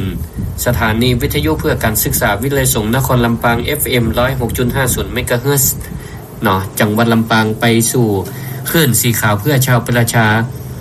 สถานหลายที่หลายตังหลายจังหวัดหลายอำเภอก็ได้ฟังรวบไปด้วยกันและแห่มคลื่นหนึ่งก็คลื่นวัดไฟหิน เนาะขึ้นวัดไฟหินนะบ่ฮู้ว่าตอนนี้ก็ยังเกี่ยวลิงก์สัญญาณกันอยู่ก็นะเดี๋ยวก็สถาที่ฟังจากขึ้นวัดไฟหินก็ก้อยโทรเข้ามานะแนะนำรายการยืนยันกำเนิดว่าฟังขึ้นวัดไฟหินเนาะก็ตะกี้ได้นะอู้ได้จ๋านะเกี่ยวกับว่าอายุของเฮาเนี่ยมันเพิ่มขึ้นมาในโอกาสปีใหม่เนาะอายุเพิ่มมาแหม1ปีเฮาก็ เฮาก็ควรจะมีธรรมะนะเพิ่มขึ้นนะมีธรรมะมีหลักคิดนะในการเพิ่มขึ้นนะก็โดยตะกี้ได้นะเกี่ยวกับนิทานนะไป2เรื่องนะนิทานซึ่งมีคติสอนใจไป2เรื่องแล้วนะต่อไปเข้ามาสู่เรื่องที่3นะเข้ามาสู่เรื่องที่3ก็เรื่องที่3นี่นะมีตัวละครอยู่2คนนะหลวงตานะหลวงตาเปิ้นก็ได้ถามลูกศิษย์ว่าเธอคิดว่าทองเม็ดหนึ่งดีกว่าหรือว่าดินกล่องหนึ่งดีกว่าหลวงตาถามลูกศิษย์นะว่าเธอคิดว่าทองเม็ดหนึ่งดีกว่าหรือว่าดินกล่องหนึ่งดีกว่าถ้าถามศรัทธาจะตอบว่าจะได้ศรัทธาก็จะคงจะตอบว่าทองเม็ดหนึ่งมันต้องดีกว่ากันเนาะบ่เดี๋ยวนี้ทองแพงหรอกบาทหนึ่งก็เท่าใด50,000ปลายกะเนาะโอ้ราคาอันละอยู่เหมือนกันไผๆก็ตึงตอบเป็นเสียงเดียวกันน่ะว่าทองเม็ดหนึ่งย่อมดีกว่าดีกว่าดินกล่องหนึ่งดีย่อมดินย่อมดีกว่าดินลูกศิษย์เพิ่นก็ตอบอย่างเดียวกันนะทองย่อมดีกว่าอยู่แล้วหลวงตาเพิ่นก็เลยยิ้มแล้วก็ถามแล้วถ้าเพิ่นถามว่าแล้วถ้าเธอเป็นเมล็ดพันธุ์พืชเธอจะเลือกอะไรหยังถ้าเป็นเมล็ดพันธุ์พืชเธอจะเลือกอะไรหยังลูกศิษย์ก็คงจะต้องตอบว่าถ้าตัวลูกศิษย์เป็นเมล็ดพันธุ์พืชศรัทธาเป็นเมล็ดพันธุ์พืชระหว่างทองเม็ดหนึ่งกับดินเม็ดหนึ่งศรัทธาจะเลือกอะไรหยังก็ต้องปิ้นว่าเลือกอะไรหยังเลือกดินกันเนาะเพราะว่าเมล็ดพันธุ์พืชต้องการดินเพื่อที่จะเอามาเพาะปลูกเพิ่มการเจริญเติบโตส่วนคนก็ต้องเลือกเอาทองเพราะมันก็เป็นประโยชน์ในการดำเนินชีวิตเพราะของเรานี่มันเป็นของสมมุติว่าทองนี่มันเป็นของมีค่าสามารถแลกเปลี่ยนทรัพย์สิ่งของอะไรอย่างได้เขาก็เอามาประทังเลี้ยงชีวิตได้ข้อคิดในเรื่องนี้ศรัทธาญาติโยมทั้งหลายเขาก็ได้ข้อคิดว่าในโลกเนี่ยศรัทธาญาติโยมทั้งหลายมันเวลาเขาเอามาเปรียบเทียบกันนี่นะเปิ้นบอกว่ามันบ่มีอันอย่างที่ดีหรือแย่กว่ากันมันบ่มีในโลกนี้บ่มีอันอย่างที่ดีกว่าหรือแย่กว่าสิ่งที่ดีก็คือสิ่งที่มันเหมาะสมกับเฮาอายุนักแล้วเฮาก็ต้องเลือกตามความเหมาะสมของเฮามันเหรอมันบ่มีอันอย่างดีกว่าหรือมันมีอันอย่างแย่กว่าเติมวันนี้ศรัทธาญาติโยมทั้งหลายเวลาเฮาจะเลือกเสื้อเลือกผ้ามาซื้อมาใส่เฮาก็บ่คงบ่เลือกเสื้อผ้าของวัยรุ่นมาใส่ของเฮาผู้สูงวัยจะไปใส่เสื้อผ้าละอ่อนมันก็พอดูแล้วมันก็บ่เปิงคนเมืองว่ามันบ่เปิงคนไทยก็ว่ามันบ่เหมาะ มันก็คงบ่เหมาะสมกันกับการใส่อันนี้ฉันใดอันนี้ฉันใดเรื่องอื่นๆก็เหมือนกันเวลาเขาจะเลือกเขาก็ต้องเลือกในสิ่งที่มันเหมาะสมอายุเขามันเพิ่มขึ้นสังขารร่างกายของเขาก็เปลี่ยนไปความคิดความจำมันก็เปลี่ยนไปอาจจะบ่เหมือนเดิมปีแล้วความจำดีปีนี้ความจำอาจจะถดถอยลงไปพ่องการยอมรับความจริงข้อนี้เนี่ยเขาก็ยอมรับตามความเป็นจริงในการที่มันเปลี่ยนมันปรับเปลี่ยนไปตามสังขาร ตามร่างกายที่มันเปลี่ยนไปการใช้ชีวิตการเปลี่ยนการใช้ชีวิตหรือกิจกรรมความคาดหวังนะให้มันสอดคล้องกับสภาพปัจจุบันก็ถือว่าเป็นสิ่งสำคัญเนาะนะเวลาเฮาจะทำมาอย่างมีปฏิสัมพันธ์ร่วมกับลูกหลานตันเต้านะญาติพี่น้องหรือว่าเพื่อนร่วมนะร่วมงานเพื่อนร่วมกิจกรรมนะเฮาก็บ่ได้ไปตั้งความคาดหวังอะไรอย่างไว้นักอย่าไปตั้งความคาดหวังไว้สูงนะเพราะการตั้งความคาดหวังถ้ามันมาเป็นไปตามที่หวังมันก็จะปาฮื้อใจของเฮาเนี่ยมันเศร้าหมองมันงุดงิดใจมันเสียใจมันตุกใจ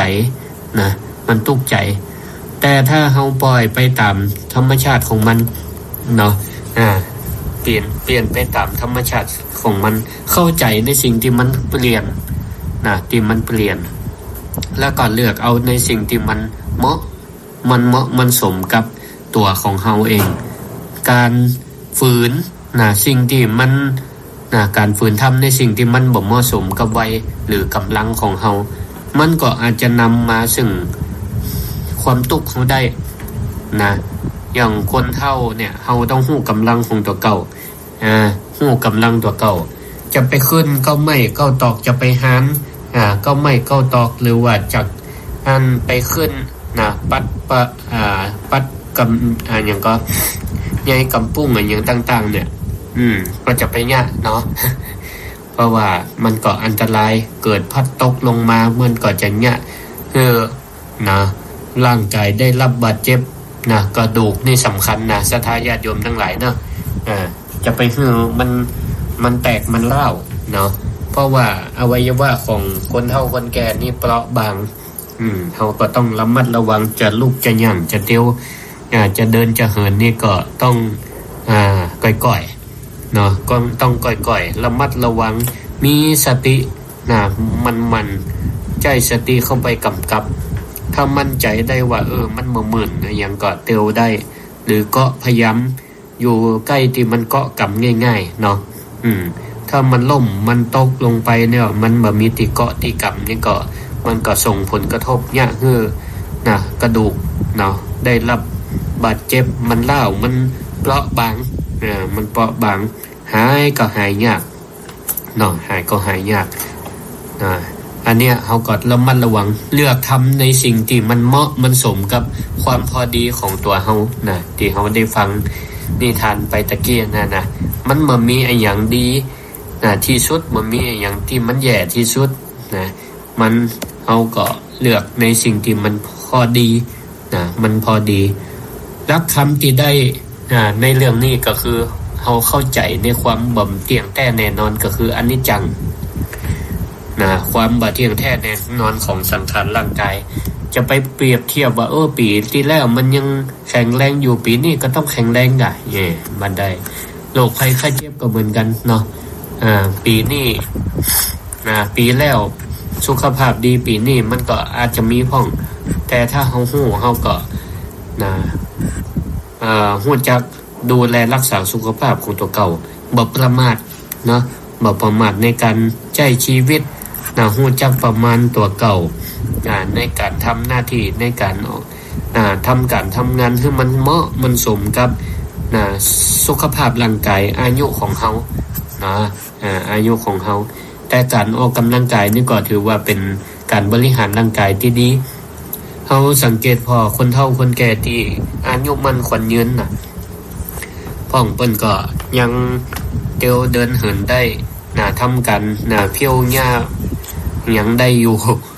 แต่เปิ้นก็ต้องทำตามกำลังของเปิ้นเนาะตามกำลังของเปิ้นอันเนี้ยเฮาก็ได้ธรรมะไปด้วยได้ความคิดความเห็นความอ่านที่มันสอดคล้องกับอายุของเฮาไปด้วยเนาะ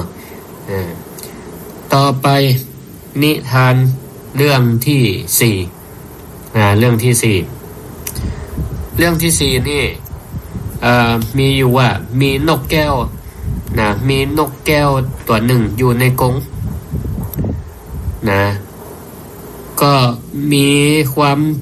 ปรารภ ปลาลบอูกับกากับกาดำตัวหนึ่งว่าโอ้เฮาอยู่นกตีอยู่ในภายนอกมันอย่างจังมีอิสระเสรีแต่ว่านกแก้วอยู่ในกรงโอ้เปยกับอีกาตัวหนึ่งว่าคนนกตีอยู่ภายนอกอย่างมาอิสระเสรีแต่ว่านกแก้วก็อิจฉาในความเสรีภาพของอีกาว่าโอ้จะบินจะไปทางใดก็ได้ตามใจปรารถนาส่วนอีกาก็เลยคิดตรงกันข้ามอิจฉานกแก้วนี่ว่าโอ้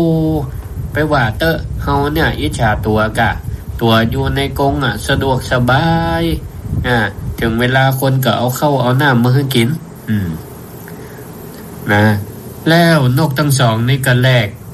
เปลี่ยนสถานะกันแลกเปลี่ยนสถานะกันหมายความว่ากานี่ก็ขอเข้าไปอยู่ในกรงส่วนนกแก้วก็ขอบินออกไปข้างนอกแต่ว่าเจ้าของบ่เปิงใจเจ้าของบ่ชอบกาเข้าไปอยู่ในกรงนกแก้วก็บินออกไปปรากฏว่าเจ้าของบ่เปิงใจเพราะต้องสุดท้ายแล้วก็บ่เปิงใจจะได้บ่เอากล้วยบ่เอาอย่างมาให้กายบ่เอามาเลี้ยงเหมือนนกแก้วบ่เลี้ยงดูปูเสียเหมือนนกแก้วบ่เอาอาหารบ่เอาน้ำมาให้กินสุดท้ายกาก็ตายไปส่วนนกแก้วก็ได้รับอิสระเสรีโยกินอย่างสุขสบายแต่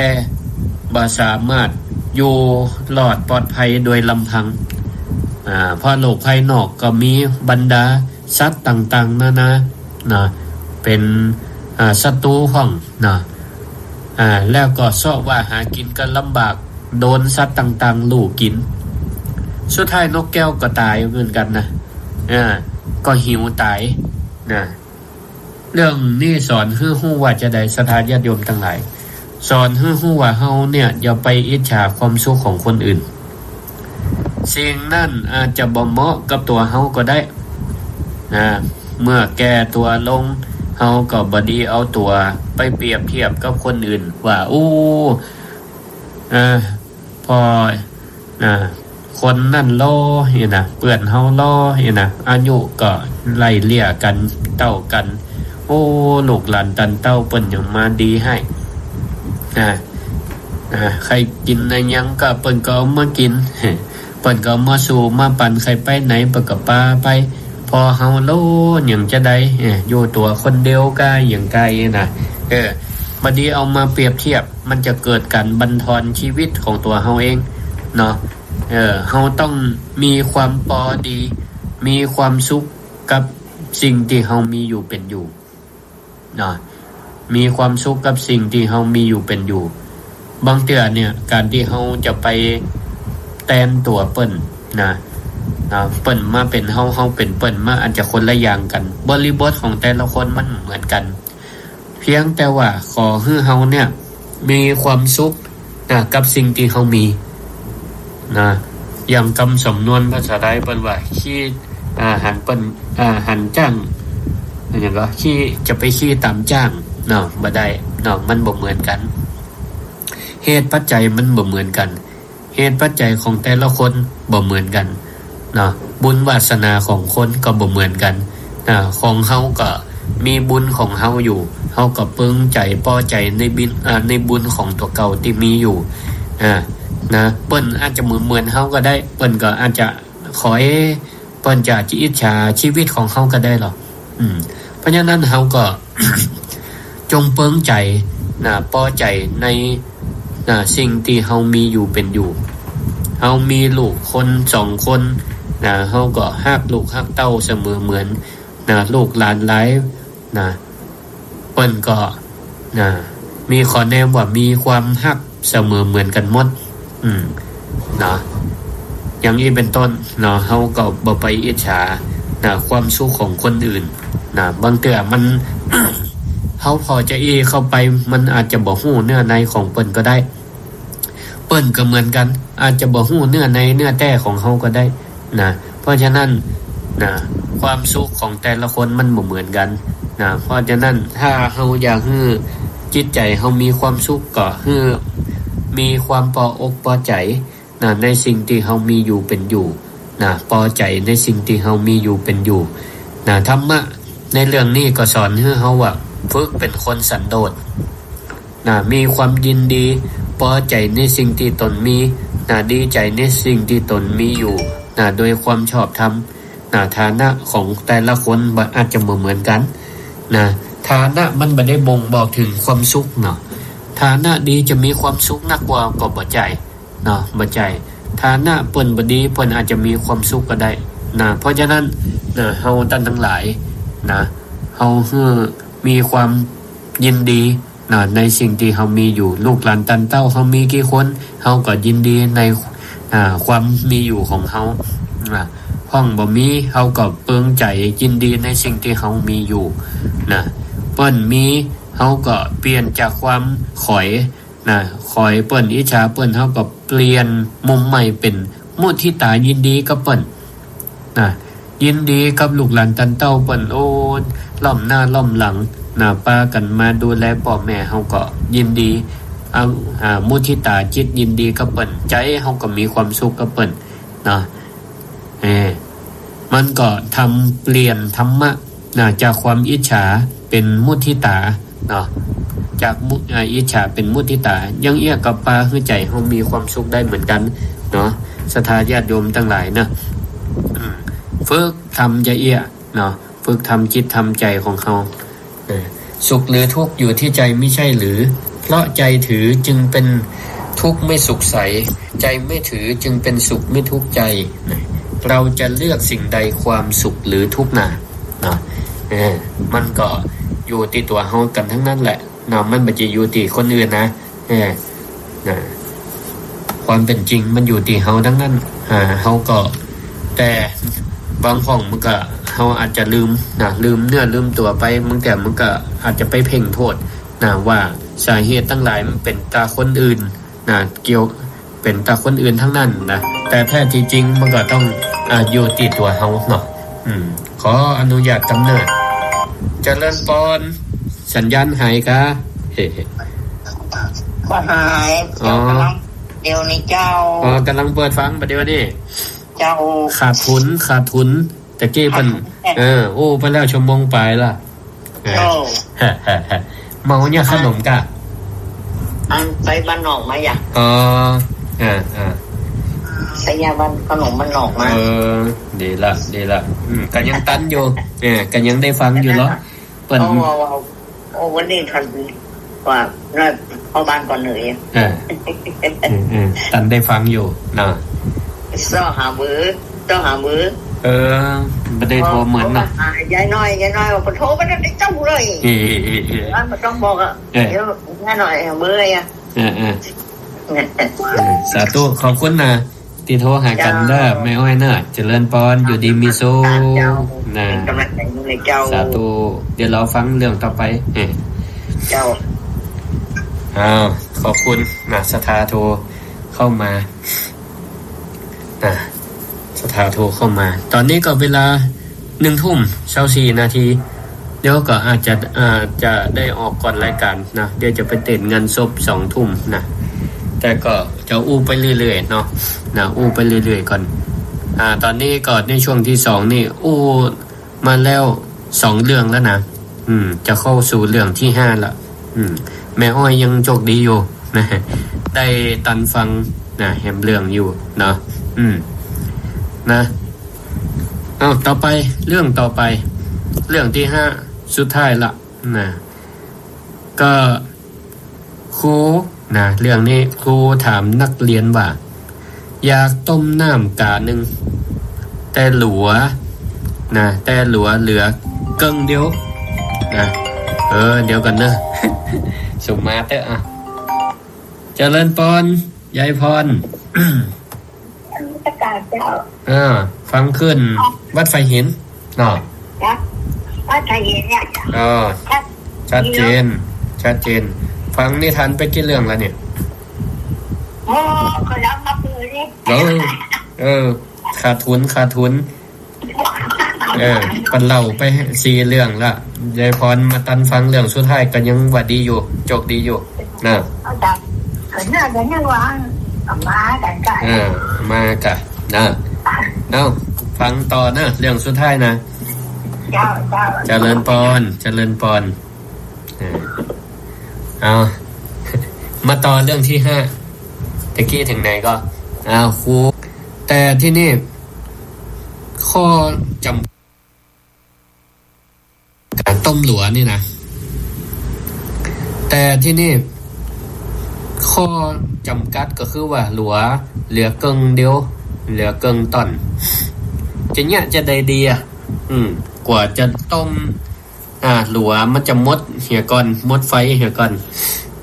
กว่าน้ำจะบดเดือดบดสุกที่นี่ครูก็เลยถามนักเรียน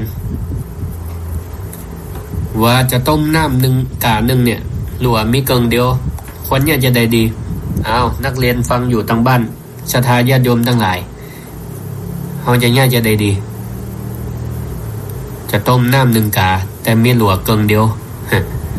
เนี่ยจะได้ดีจะตอบเหมือนนักเรียนคนนี้ก็นักเรียนคนนี้ก็เลยตอบว่าโคครับก็ไปเสาะหลวมมาเพิ่มกะไปเสาะหลวมมาเพิ่มกะไปยืมเปิ้นมาก่อนก็ได้ไปซื้อเปิ้นมาก็ได้อันนี้คือนักเรียนตอบเจริญปอนฮัลโหลการครับผมแฟนคนแท้ครับสาธุตอบคำถามกันโทรมาก็ดีละแต่กี้ฟังก่อนได้ครับโอ้ตอบกันฟังก่อนเนี่ยเปิ้นว่าครูถามว่าจะต้มน้ำ1 กาเนี่ยแต่มีหลัวเกิงเดียวกว่าน้ำมันบดเดือดบดสุกจะเนี่ยจะได้เนี่ยได้ดีป่ะโอ้อันนี้ก็ต้องงั้นมันต้องต้มแล้วครับมันต้องต้มแล้วเนาะเพราะว่ามันต้องต้มกับเปิ้นเคยได้น้ำร้อนเปิ้นจะชงกาแฟมันเนี่ยได้แต่มีข้อจำกัดหลัวเหลือเกิงเดียวเนี่ยได้ดีผมตอบบ่ได้ครับอันทองนี่ผมเคยได้ครับเคยได้ยังสตางค์ครับเคยได้สตางค์เนาะนั่นเลยครับความต้องการคนบ่เหมือนกันทำบุญนี่ครับสาธุโอ้ม่วนดีครับเนาะท่านเทศนี่ม่วนกันเลยครับขอบคุณเนาะขอบคุณไอ้กติกันนักเลยครับสา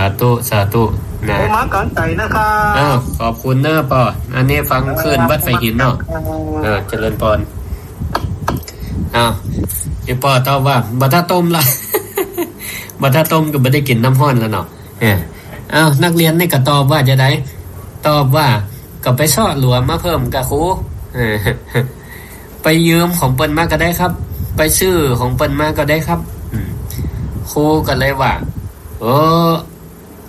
จะนี่มันก็เป็นการสร้างภาระเนาะสร้างภาระไปยืมเปิ้นมาไปซื้อเปิ้นมานี่นะเจริญพรแม่นิตยาเจ้าแม่เพิ่งมาฟังมาเดียวนี่พอจะจบแล้วนะเป็นยังยันตันได้ฟังอยู่ตอบคำว่าต้องต้มนี้กว่าบ่ต้องต้มน่ะเหมือนเหมือนอีปอตะกี้น่ะแต่บ่ได้น้ำร้อนนะกะเปิ้นเขาได้น้ำบ่ได้กินแล้วกันนั่นน่ะได้กินแล้วตัวกำได้อันดังไฟอย่างสักอย่างขอบคุณแม่นิตยาเนอะเดี๋ยวฟังคำตอบเนอะสาธุเจริญพรสาธุแม่นิตยาก็ตอบอย่างเดียวกันน่ะบอกบ่ถ้าต้มมันน่ะมาถ้ากินมันน้ำร้อนน่ะนะเอาฟังคำตอบเห็นเจริญพรนมัสการเจ้าค่ะโยมแม่อย่างก็ถ้าเป็นตัวหนูก็จะเทน้ำออกสักครึ่งนึงตกไว้เจ้าค่ะ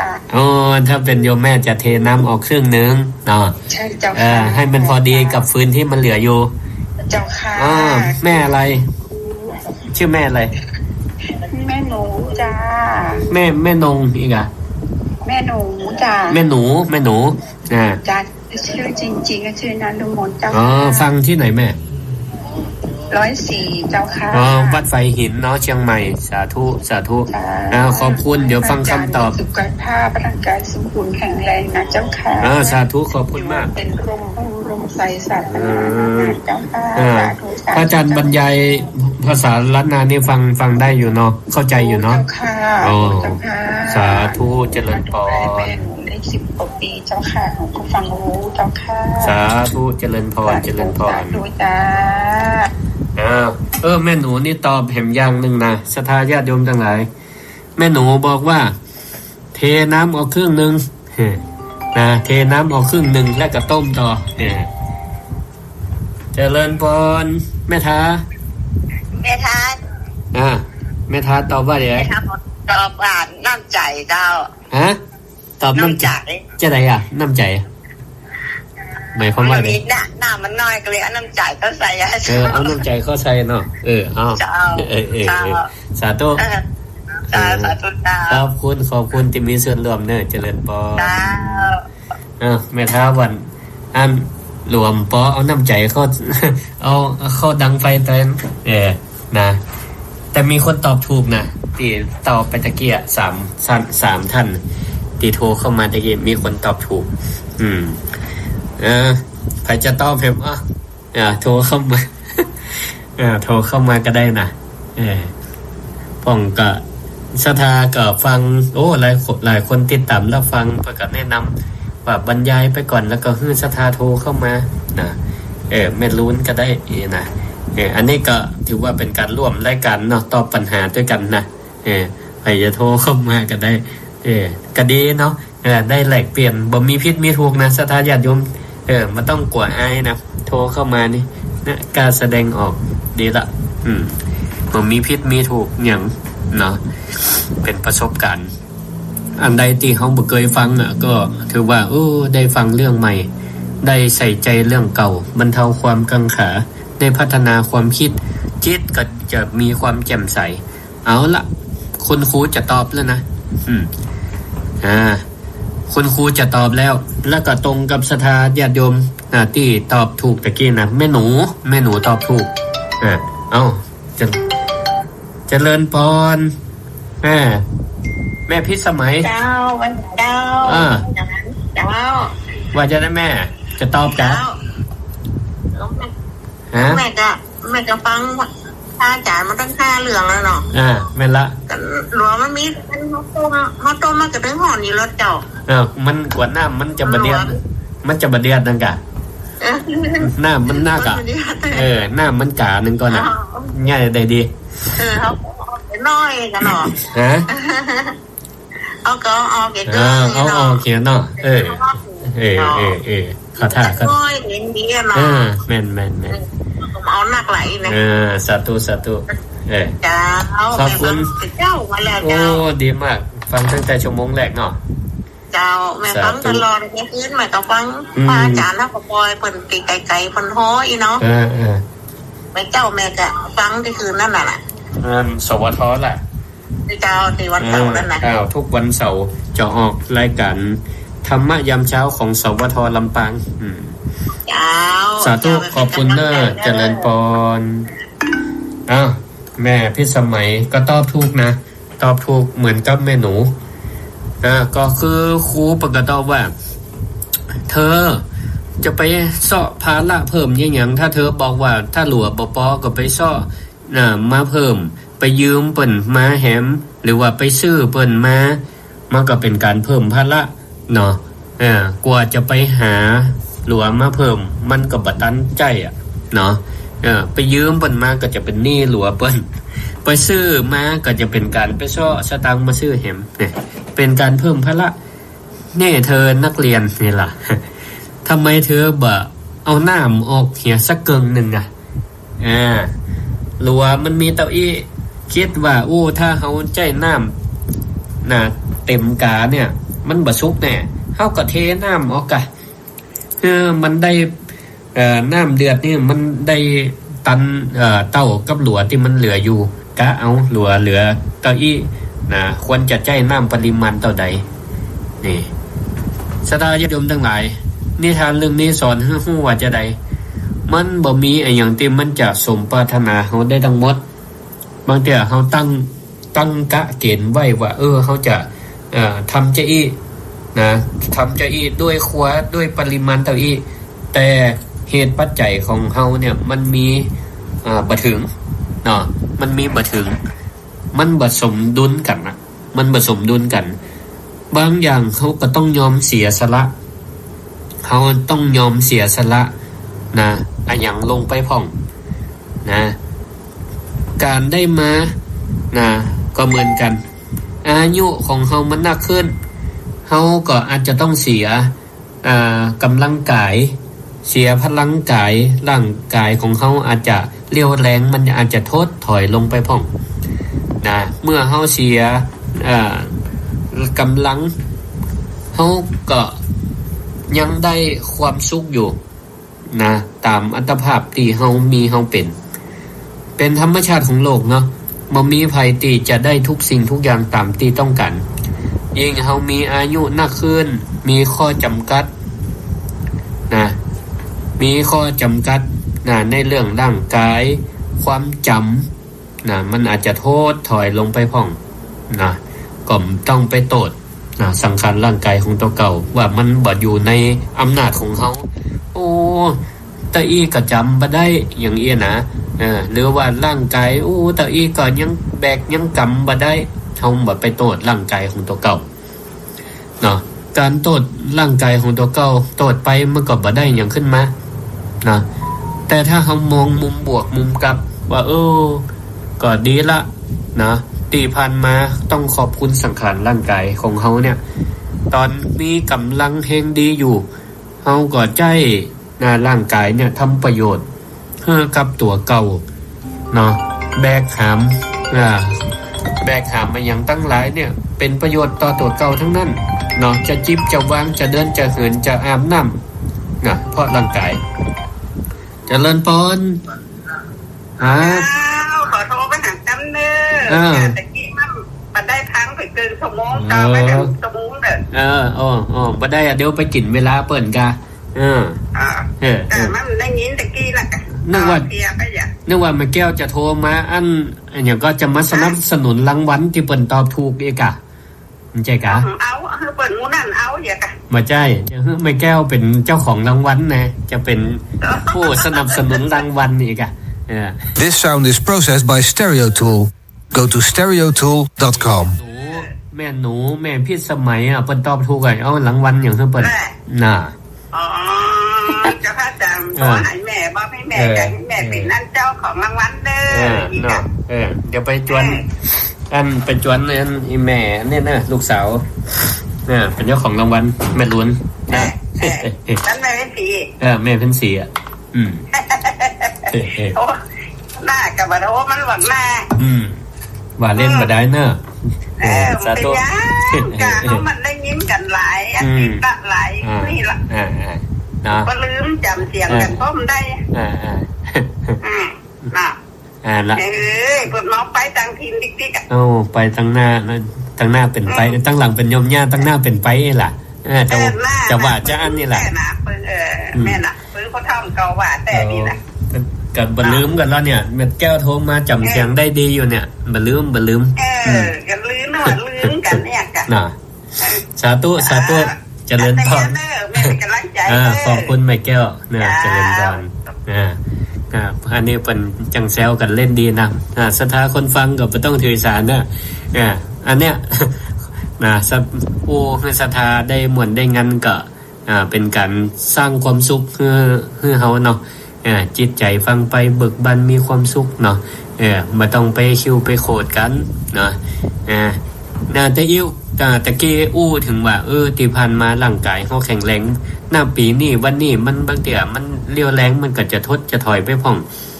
เฮาก็บ่ยึดมั่นถือมั่นเนาะก็ภูมิใจเอาเถอะว่าที่ผ่านมามันก็อาศัยสังขารร่างกายของเฮาเนี่ยได้ประคับประคองได้ทำให้เฮาเนี่ยสำเร็จ นะในหน้าที่การงานตั้งหลายส่วนณตอนนี้มันมีแค่นี้เฮาก็ต้องรู้จักประมาณของตัวเฮาเองว่าเรี่ยวแรงเฮามีแค่นี้เพราะฉะนั้นสิ่งที่เฮาจะปรับก็ต้องปรับในอย่างอื่นที่มันเหมาะมันสมเรี่ยวแรงเฮามีเต้าอี้เฮาก็ต้องประเมินว่าแฮงของเฮามีเต้าอี้มันเหมาะแก่การงานอันใดยกของนักมันบ่ได้ละนะเดี๋ยวเอวมันลั่นเดี๋ยวกระดูกมันจะร้าวจะอักเสบเฮาก็ต้องประเมินครัวที่เฮาจะยกจะแบกจะหามการงานที่มันเกยยะแบบมันตุกๆแหงๆเฮาก็ลดลงให้มันเหมาะสมต้องปรับต้องเสียสละบางอย่างลดบางอย่างบางเตื้อยกขวายกขวาปริมาณเต้าเอี้ยเตื้อเดียวก็ยกไปได้ละเดียวรอบเดียวก็ได้ละแต่ตอนนี้เรี่ยวแรงเขามันลดลงเขาจะไปยกเตาเดิมก็ไม่ได้เขาก็ต้องเสียสละอาจจะเตียว2เตื้อ3เตื้อมาเตียวเอาขวาน2รอบ3รอบก็ได้เนี่ยถ้าศรัทธาญาติโยมทั้งหลายเนาะฮู้จักคิดพิจารณาแล้วก็เสียสละบางสิ่งบางอย่างแล้วก็ให้มันเหมาะสมสมดุลหรือสิ่งที่เขาคาดหวังมันเป็นไปอย่างที่หวังเขาก็สละความยึดมั่นถือมั่นลงไปสละความยึดมั่นถือมั่นแล้วหันมาหาความสุขจากสิ่งเรียบง่ายที่เขาสามารถทำได้คือความสุขตั้งใจก็จะป้าให้เขาเนี่ยพบแต่ความสงบสุขตามสมควรแก่ฐานะของตนตามสภาพของตนบางพ่องก็โอ้ถึงวันนี่กุ้มกับเตียวหาหมอเขาก็ปรับจิตปรับใจเอาเนาะก็ถือว่าเขาได้ฮู้เหตุของตัวเก่าละว่ามันเป็นอะไรหยังฮู้ผลของตัวเก่าว่าสังขารเขาเป็นอะไรหยังค้นหาสาเหตุได้ฮู้ว่ามันร่างกายมัน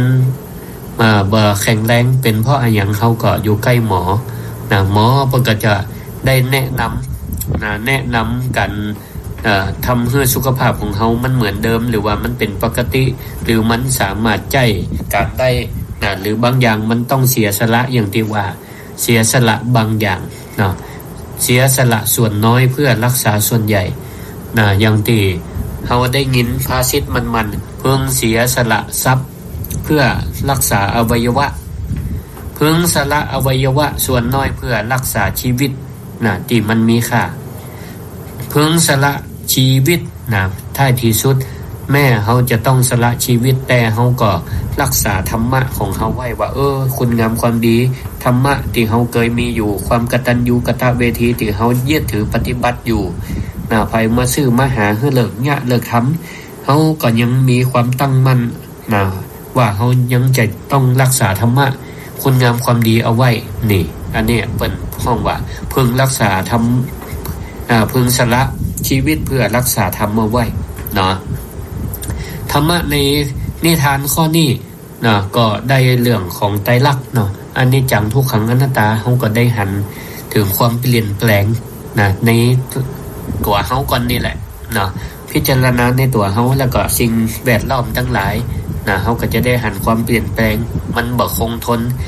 มันบ่อยู่นิ่งมันบ่คงทนมันบ่สามารถบังคับมันได้สิ่งที่เขาสามารถอันนี้ได้ก็คือตัวเขาก็คือสันโดษ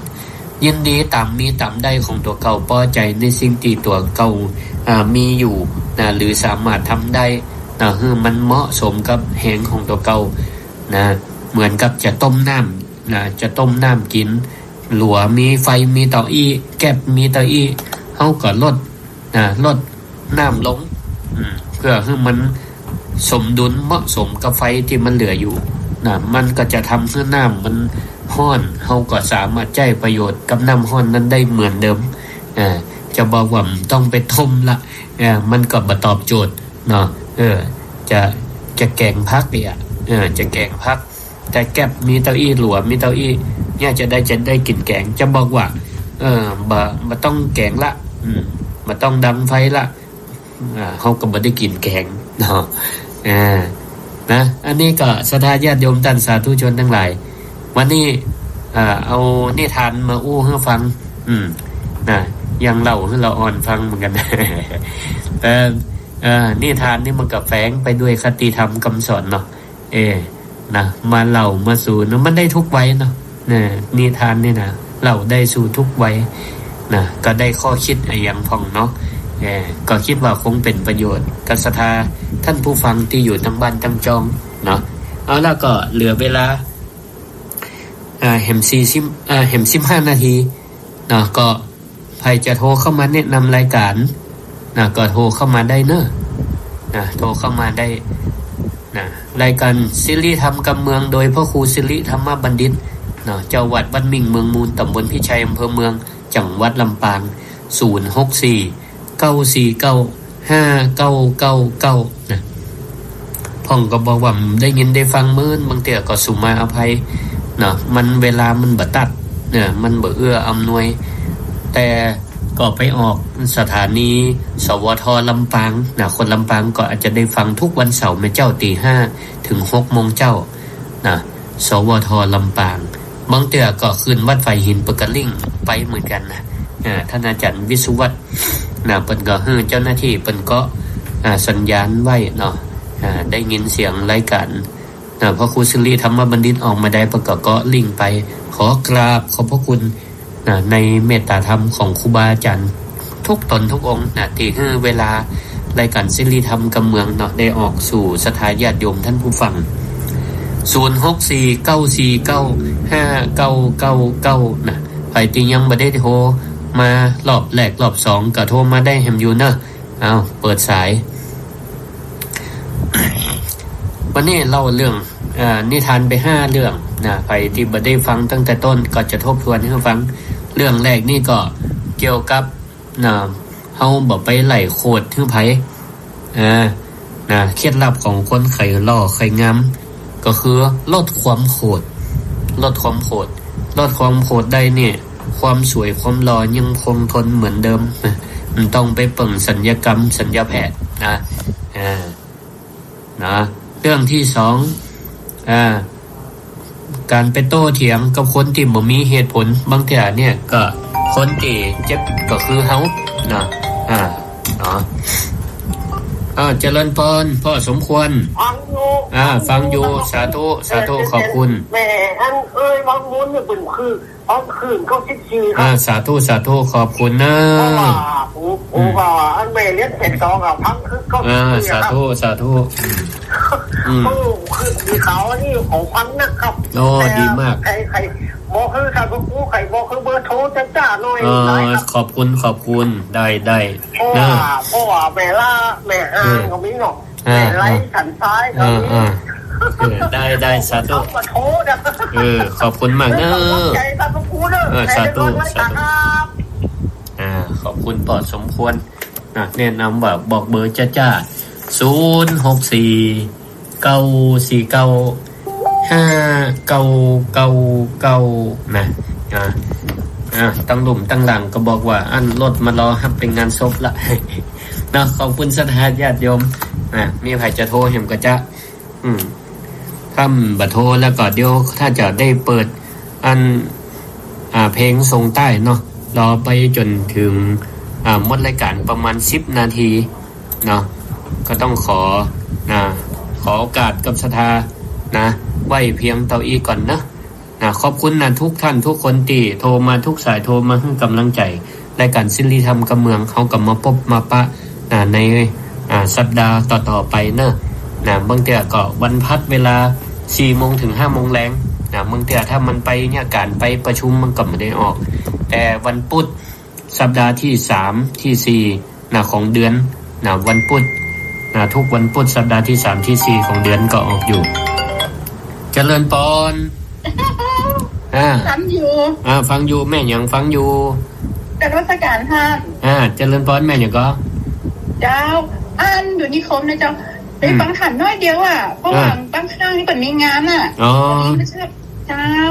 การกำลังใจให้ทันนะเจ้าหน้าขอบคุณนะสาธุขอบคุณนะเจริญดีเจ้าเจริญพรสาธุค่ะเจริญพรสาธุค่ะ สาธุเนอะขอบคุณทุกสายอีแม่อันแม่ครูอาลีพันธ์เปิ้นว่าอัน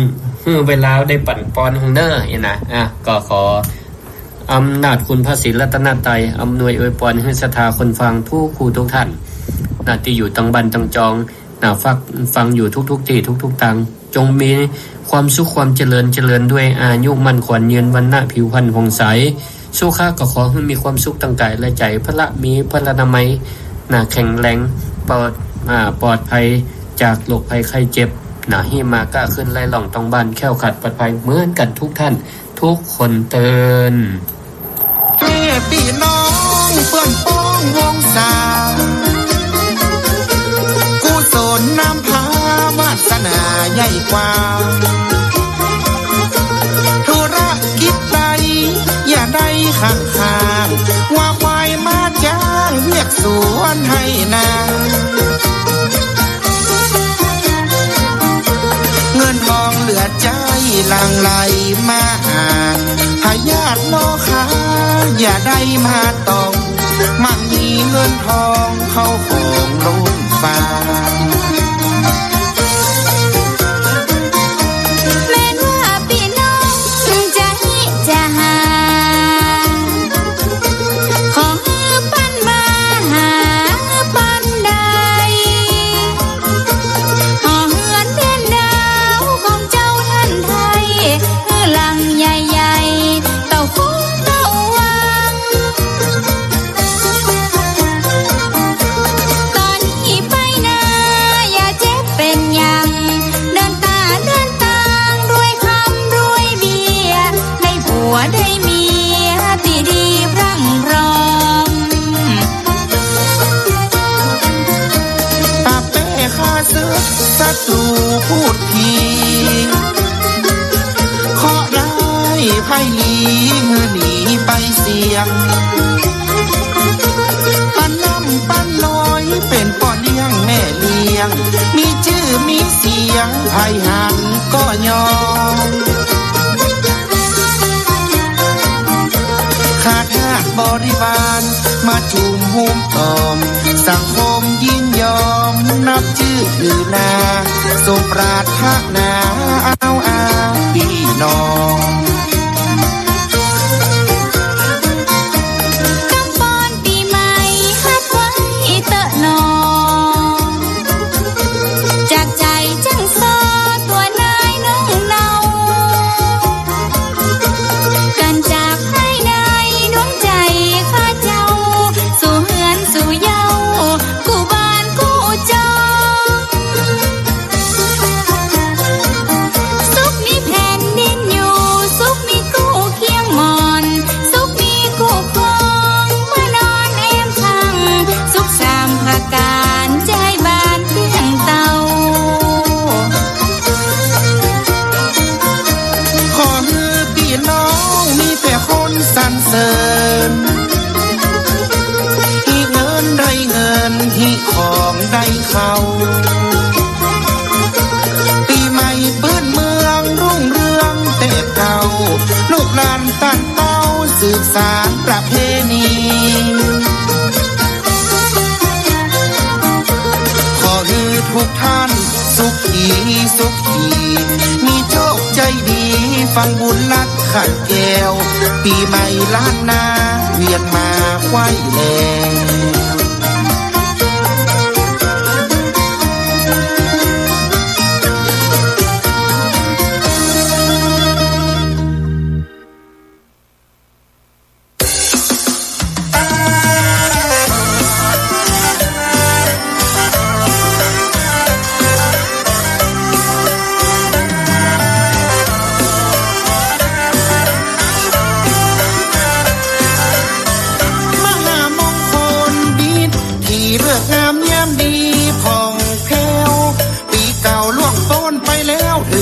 ไม่แก้ว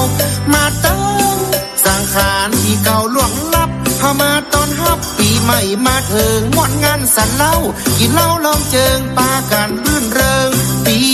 ใหม่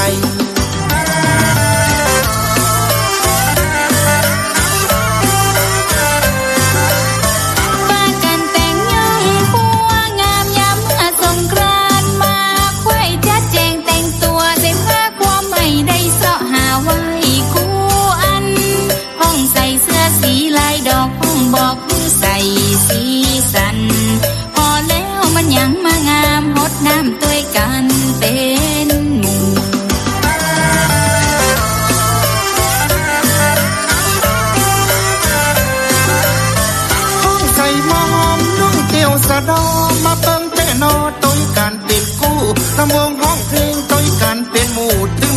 ก็ใจแม่ยิงบัวแก้วบัวคำปากันนุ่งสิ้นการห้องนุ่งสิ้นปัดตาตีนมันอย่างมาเปิงกับเสื้อดำมอนินสายน้ำหลังดินเย็นจุ่ม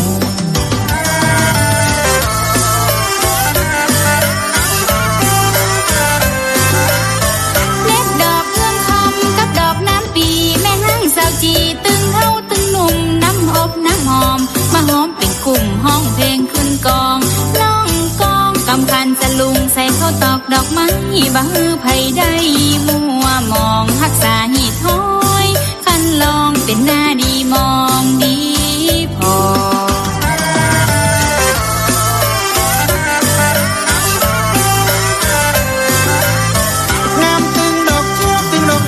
ยุงปากันปักตุงปากจ่อสักเก้าดำหัวตึงเมฆตึงปอม่วนใจแต่นอบ้านเฮาเก็บตึงเล่าข่าวเล่าป่าเล่า35เอามาทาเขาม่วนตึงบ้านเปิ้นบ้านเฮาแสนที่ละเมาใจยิ่ง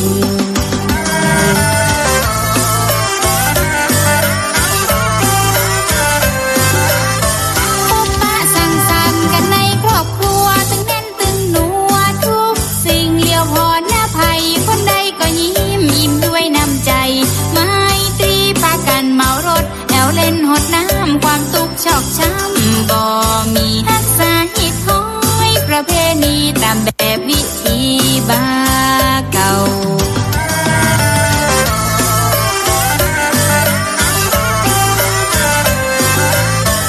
ม่วนอกม่วนใจหาในปะเปียงปีใหม่พื้นเมืองตามโบราณแบบเบาช่วยกันรักษาของเก่าที่เฮาได้เล่ากันมา